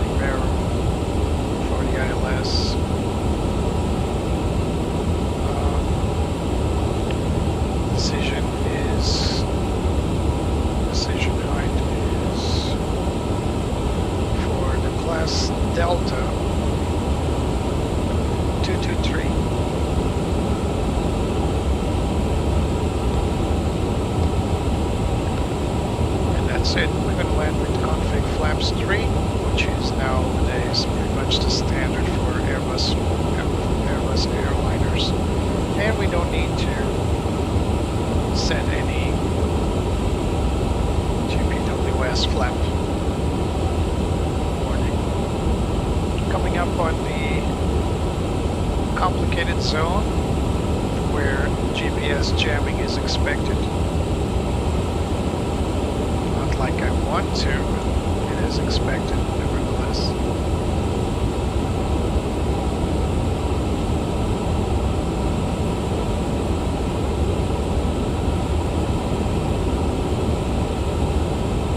I was so high that it's taking a good chunk of time to get down from up there.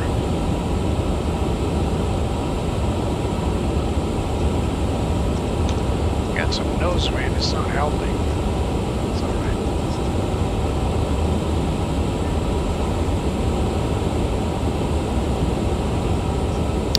We're gonna Emirates Whiskey Tango 4 Heavy, reduce speed to 80 knots. reduce speed to 80 knots, Emirates 04 Tango. 0 Tango 4. Alright, so let's reduce our speed here.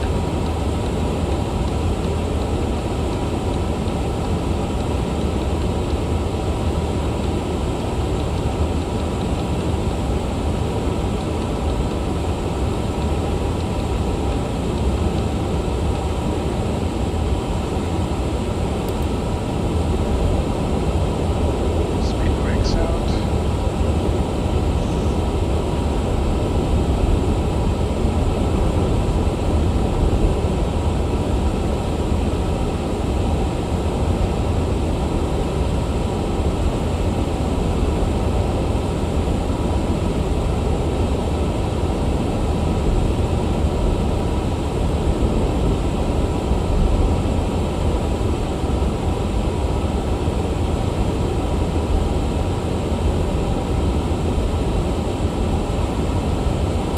Speed brakes in.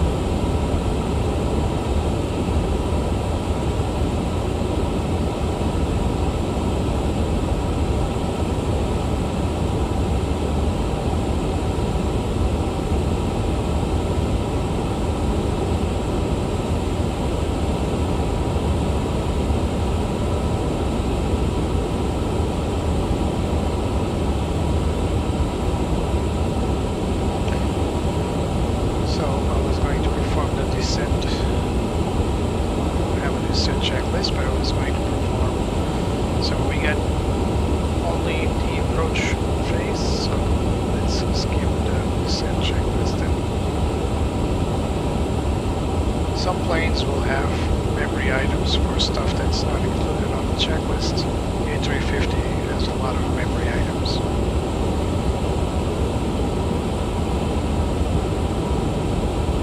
Not far now, but remember this progress bar you got up here. This is only distance from A to B. It's not really far. 119.3 Emirates Whiskey Tango 4 Heavy. What's this station? UAE radar Emirates Whiskey Tango 4 Heavy with you. Flight level 220 descending to 10,000 feet.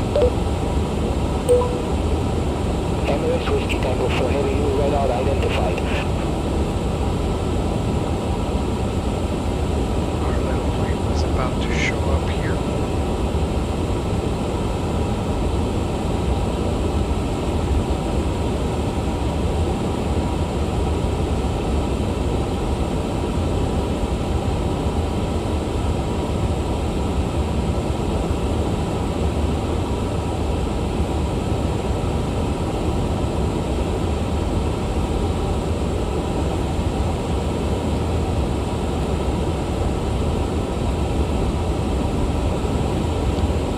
Betsy is quiet today.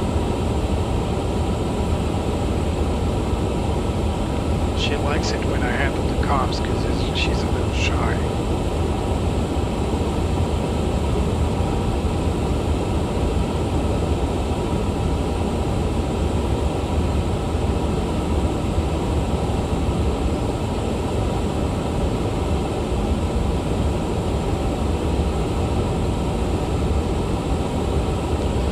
It's having a little trouble keeping the speed, so a bit. Third.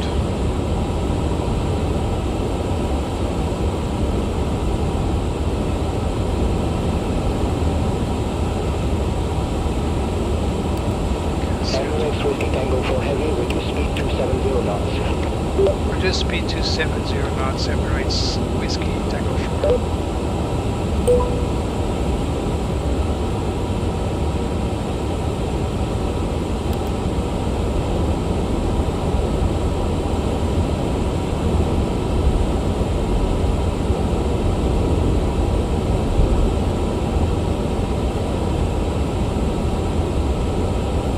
Emirates Whiskey Tango 4 Heavy, reduce speed 250 knots. Reduce speed 250 knots, Emirates Whiskey Tango 4.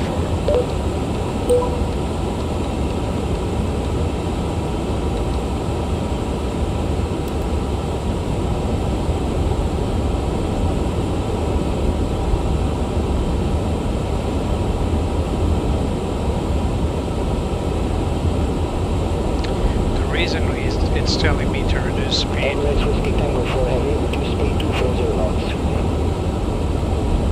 Reduce speed 240 knots, Emirates 0 Tango 4 Heavy. It's because it wants to separate myself from this place. Super, contact you by arrivals 124.9. Contact you by arrivals 124.9, Emirates 73 Juliet Super. So this Emirates 73 Juliet Super is the one that's calling stations. Emirates Whiskey Tango 4 Heavy, reduce speed 230 knots.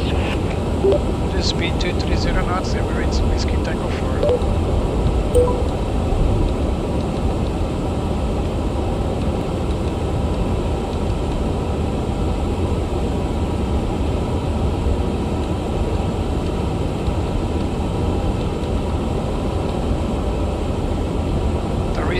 It's telling me to reduce my speed here. Emirates Whiskey Tango 4 Heavy, maintain 220 knots. 220 knots, Emirates 0 Tango 4 Heavy. It's just telling me to reduce my speed because it has two aircraft up ahead, and one of them is a Super. That means that's an A380, so very heavy plane that requires good amount of performance to make these little turns here.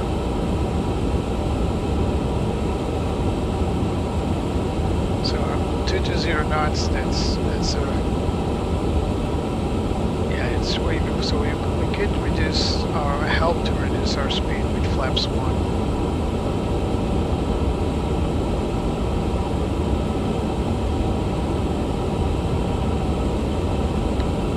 But I don't wanna.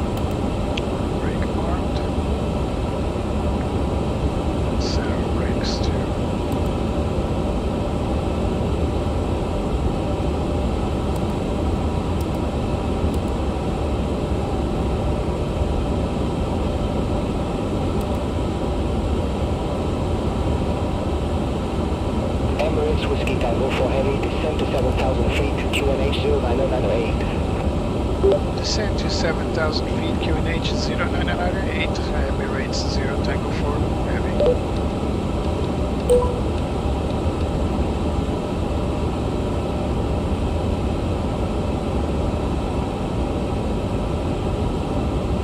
There's our plane there.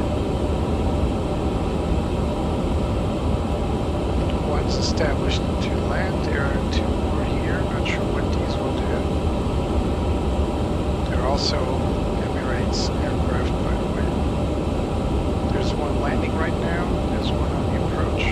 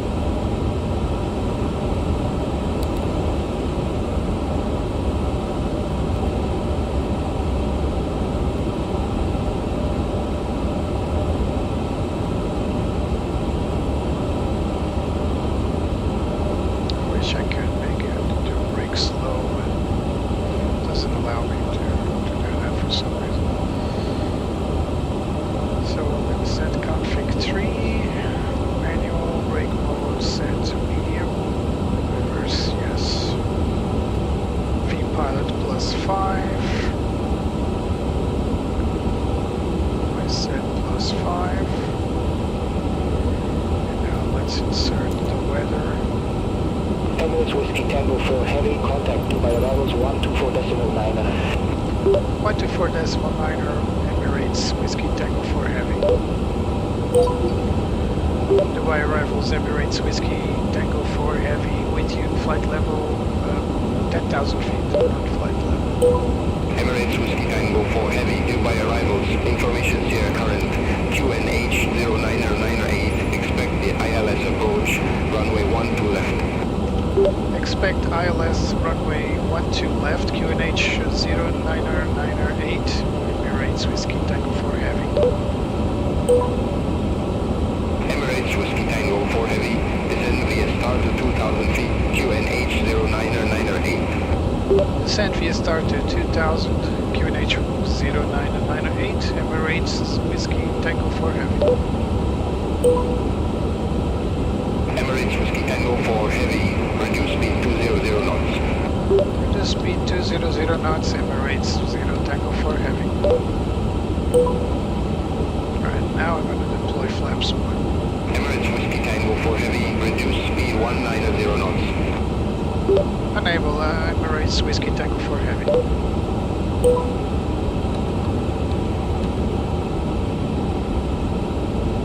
Let him handle with 200 knots, come on.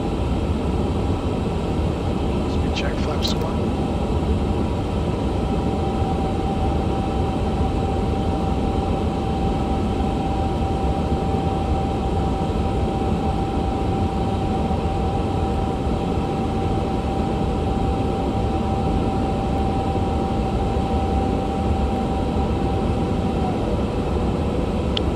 Set.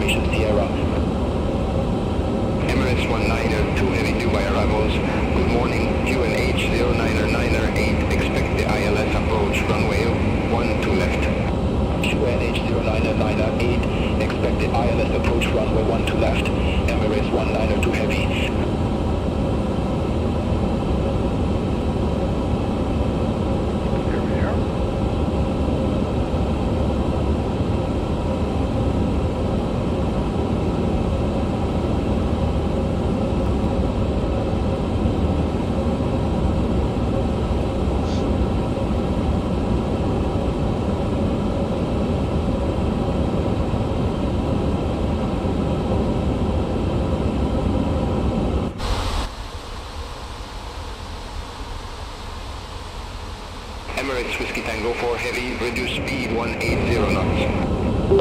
Enable Emirates the Whiskey Tango 4.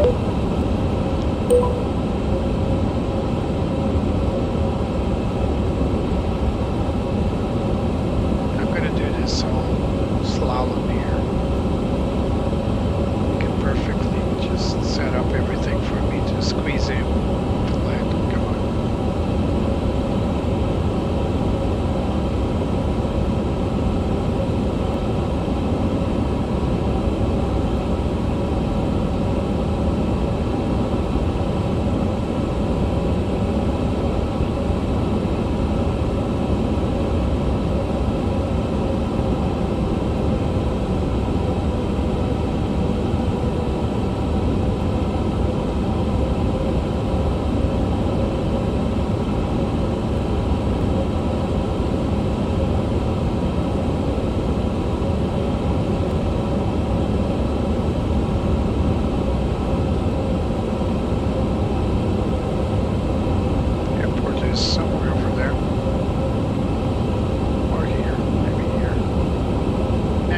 We're getting close. There's the Palm Tree Islands over there. Emirates Niner Hotel Heavy, reduce speed 185 knots. Reduce speed 185 knots. Emirates Niner Hotel Heavy.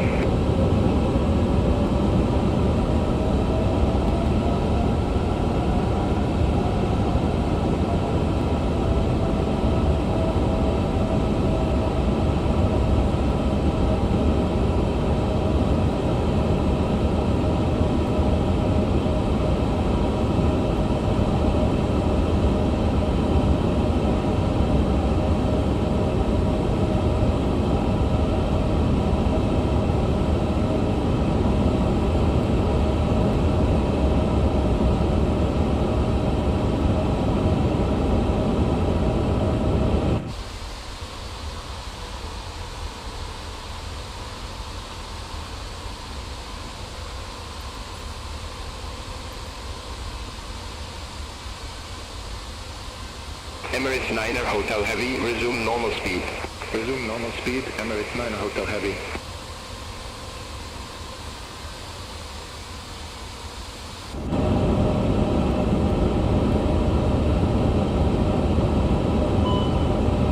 There it is. GPS spoofing again. Told you it would happen. GNSS1 fault. We got to disagree. Emirates Whiskey Tango 4 Heavy, reduce speed 170 knots. Unable, Emirates 0 Tango 4 Heavy. Yep, now look at that. Now it's GNSS 1. So last time, now there's two of them are rejected. Look at that.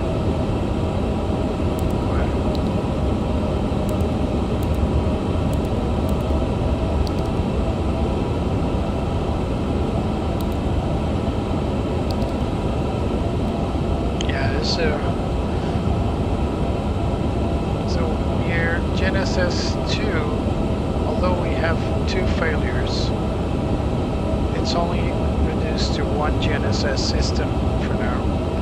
Look at the TAT out, look at the temperature, it's 37 degrees outside. Hot, it's very hot.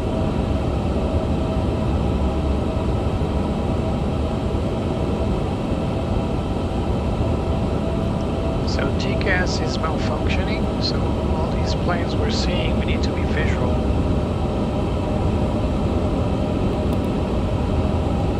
That's what it is.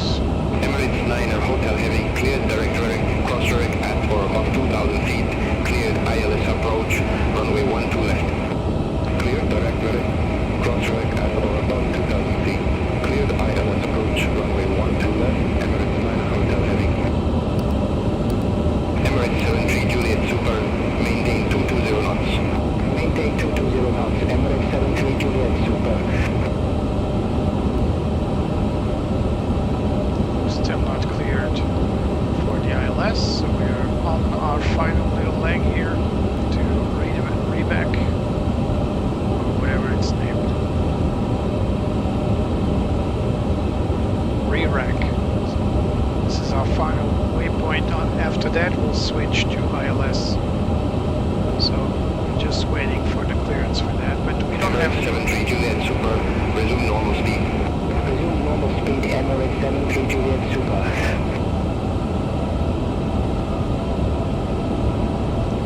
We cannot perform GLS autolab because we don't have any satellite information. So GLS is like ILS, but it relies on the ground station that acts like a satellite. It's going to replace ILS one day, but not when we have these conditions like we do here with GPS jamming, interfering with the ops. You need to fall back to ILS when that happens, and so ILS is not going anywhere until we learn to get along with each other and not jam each other's GNS systems.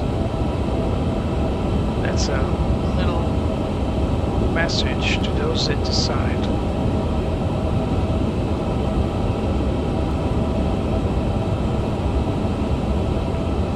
Another aircraft probably going in our same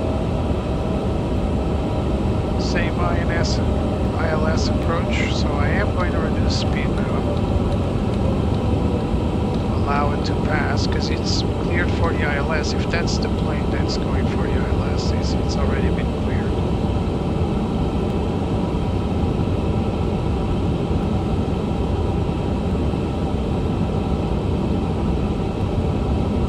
I don't have any TCAS, so this is going to be very tight.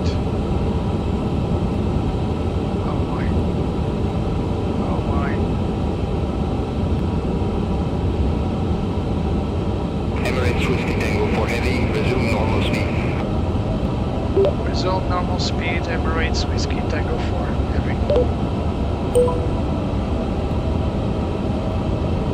Look at that, how dangerous is it? That's an A380.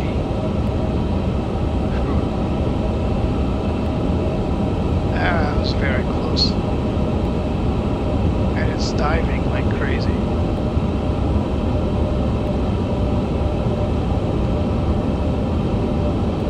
No TCAS, so no blaring warnings.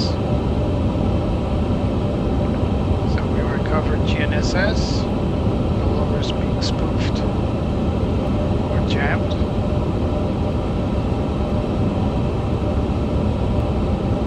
So let's resume normal speed, like Emirates Whiskey Tango 4 Heavy, cleared direct bearing, course rate at or above 2,000 feet, cleared ILS approach, runway 12 left.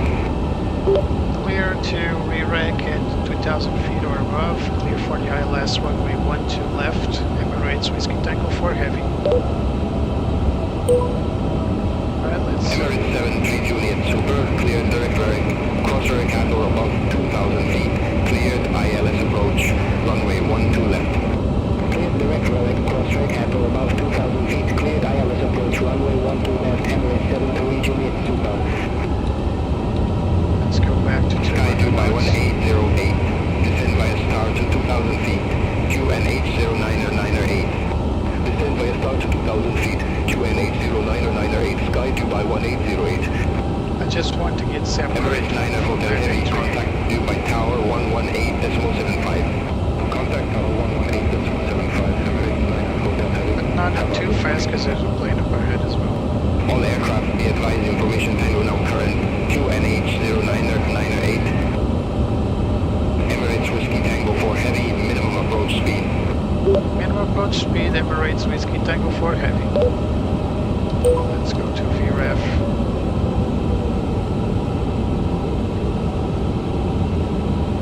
Emirates 73 Juliet Super, maintain 210 knots. Maintain 210 knots, Emirates 73 Juliet Super.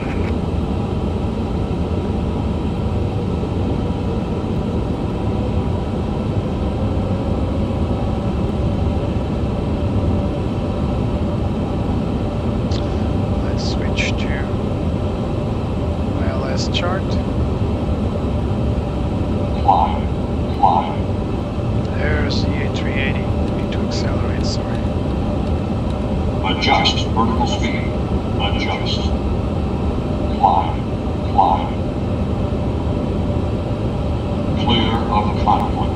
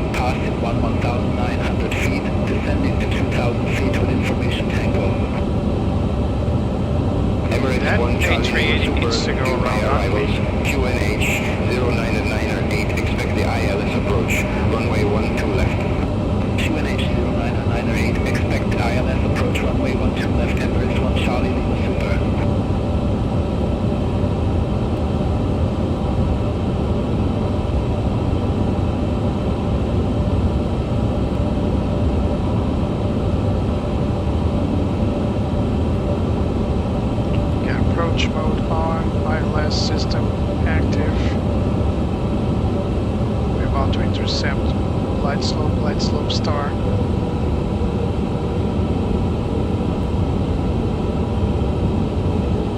2,500. 2,500, check.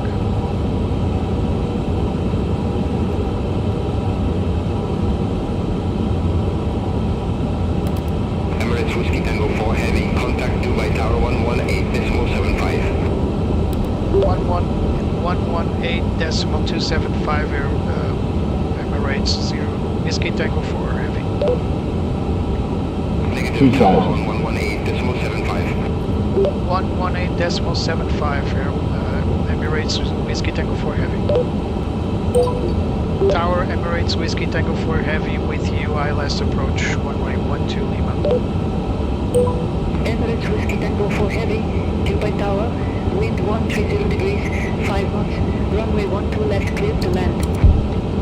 Clear to land, runway 12 Lima, Emirates Whiskey Tango 4 Heavy. Gear down. Landing checklist. Barrel reference set, minimum set, running conditions set, auto brake set. Checklist complete.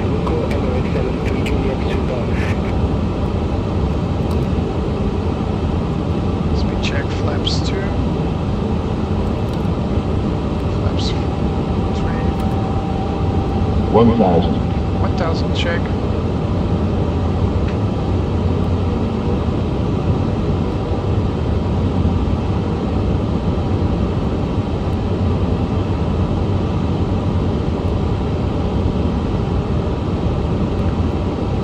Approaching 1, 2 left. Check.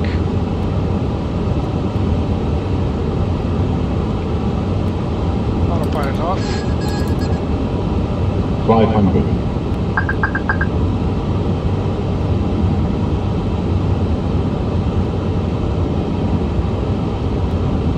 400.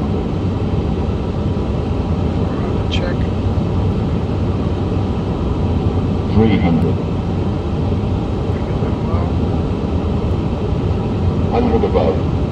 Check. 200. Minimum. Continue.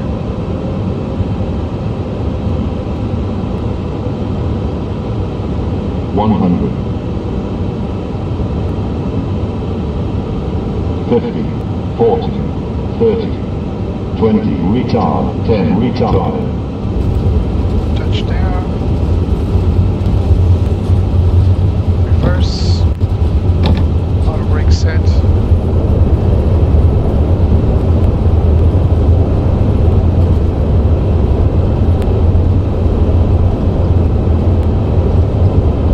Emirates Whiskey Tango 4 Heavy, exit right at Mike 12 Alpha. Auto brakes off. Auto brake on. Track flaps.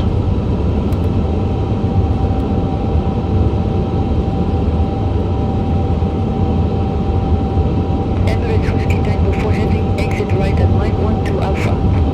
Right at Mike 12 Alpha, Emirates Whiskey Tango 4. It's this one right here.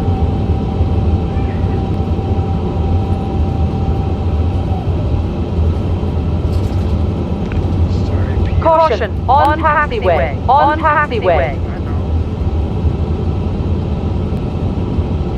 Emirates Whiskey Tango 4 Heavy, contact ground 121.65. 121.65 Emirates Whiskey Tango 4. Ground Emirates Whiskey Tango 4 with you. Taxi to company gate. Emirates Whiskey Tango 4 Heavy, taxi via Mike 7 Alpha Mike, hold short of runway 12 right.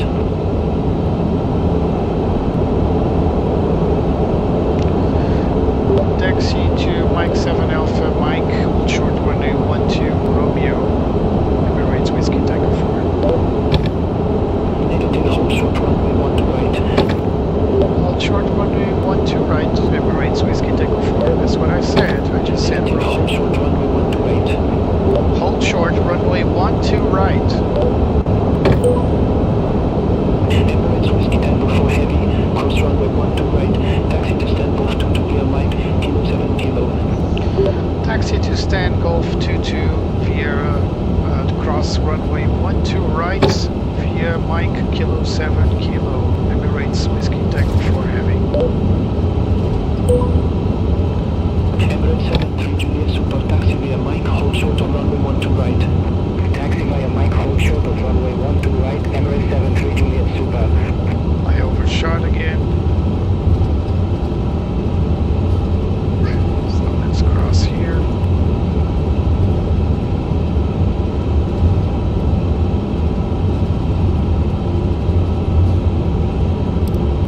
Approaching 12 right.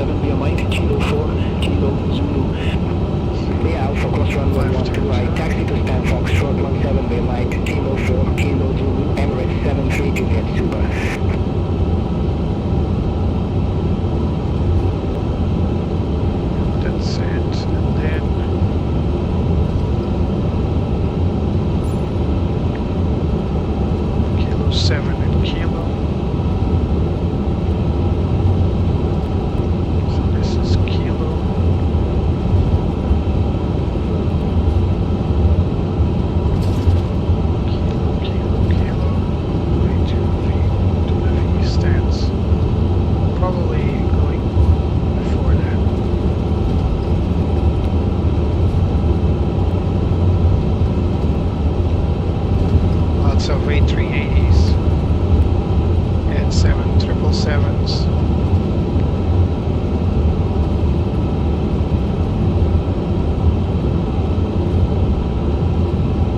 It wasn't a bouncy landing per se. Trexie, what happened was I touched down, then I wanted to keep the nose up but hesitated, and so the nose went down. Didn't touch the ground because I picked it up, but then I decided to just let it drop to the ground. So it wasn't really a bouncy landing, it was just, well, maybe a little bouncy, but only on the front landing here. Alright, we got AP running, let's perform single engine taxi. That's SETI, single engine taxi in.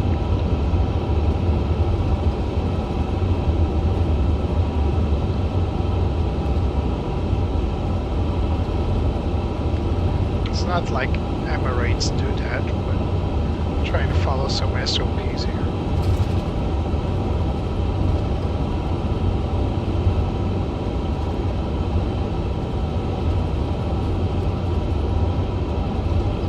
Still going on Kilo to these stands here. Probably the first stand. Where are we at? Brakes hot. Oh.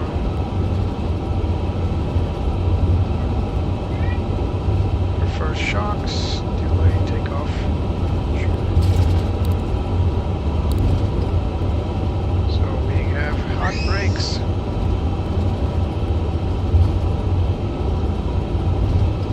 Alright, coming up on our gate, it's going to be the first gate to our right. So it's going to be right here at Victor.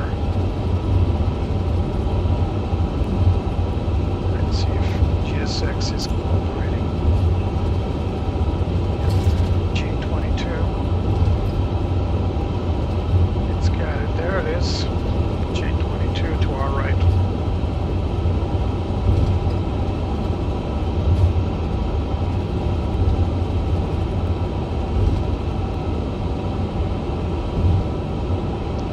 So the day is hot, 30+ degrees. Applying brakes medium wasn't the best idea.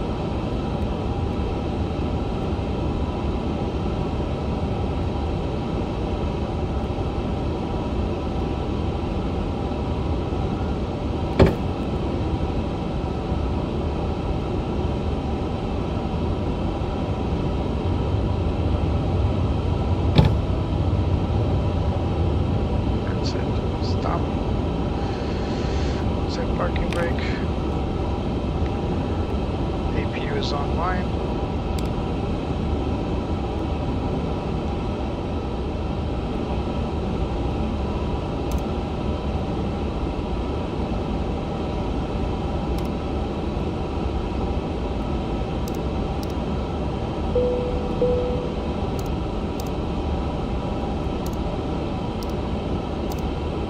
Done.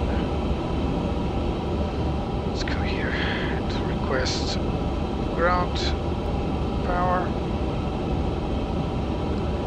Chokes on, GPU is on.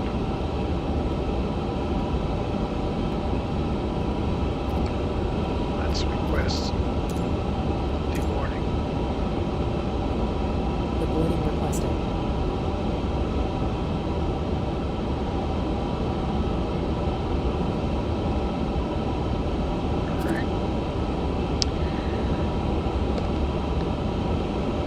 Checklist was performed, although it was memory items on the ECAM. So, parking checklist. Parking brakes are set, engines are off, wing lights are off. Let's turn off the fuel pumps.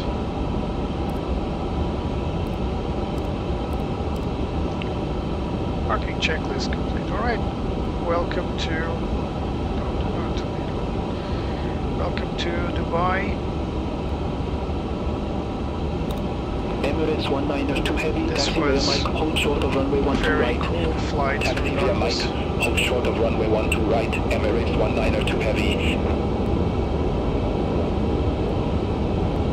Passengers bus is coming. So, very cool flight, regardless of the little hiccups we had, like these stutters we're experiencing right now. So now that we are on the ground, we get passengers back in. So where were you guys during the flight? Got abducted by aliens or something? Oh well. Yeah, performance is... something's going on with the performance right now. So welcome to Dubai. I really enjoyed this flight. It was one of those flights that... let me just... disconnect the APU because we got ground power here.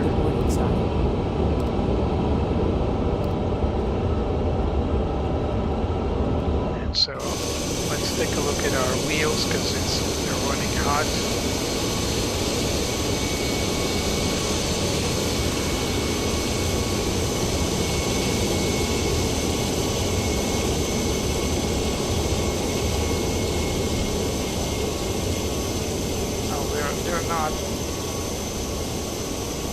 They're not very hot, but the fans are working. So yeah, welcome to Dubai once more. It's been quite an amusing flight today out of Tel Aviv in Israel to, oh my, what happened here? Tel Aviv in Israel to Dubai in United Arab Emirates. I hope you guys enjoyed. This was leg 4 of my world tour. So the next flight will take us out of Dubai to Colombo in Sri Lanka. So yeah, quite an amusing flight, I think, and I hope you guys enjoy. So stick around if you want to follow this next tour. I've never been to Colombo, so it's going to be a first for me. And yeah, it's going to be now the flights will get a little longer from now on. So see you guys next. If you don't want to miss the next leg, as well as another flight I'll be performing before the next leg, feel free to subscribe, feel free to share this with your friends as well, and leave a like in the video, it always helps. So I'll see you guys next time. Remember, the skies are always blue up there. You guys know what I'm talking about. We've been talking about that ever since this channel exists. So see you next time, guys. Bye-bye. I love to fly up in the sky. Through the clouds I reach so high. Climbing up to touch the light. Adventure calls me day and night. The wind, it sings a melody, guiding where I long to be. I'll spread my wings and chase the sun. No limits when the dreams begun. The world below fades out of sight as I soar into the light.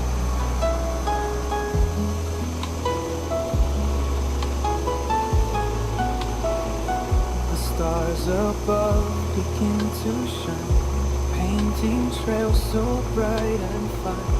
Every turn brings something new, endless skies in brilliant blue. The wind, it sings a melody, guiding where I long to be. I'll spread my wings and chase the sun. No limits when the dreams begun. The world below fades out of sight as I soar into the light.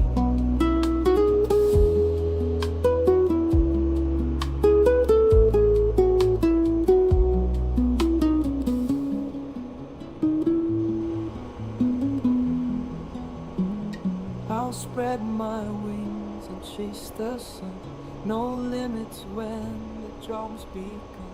The world below fades out of sight as I soared into the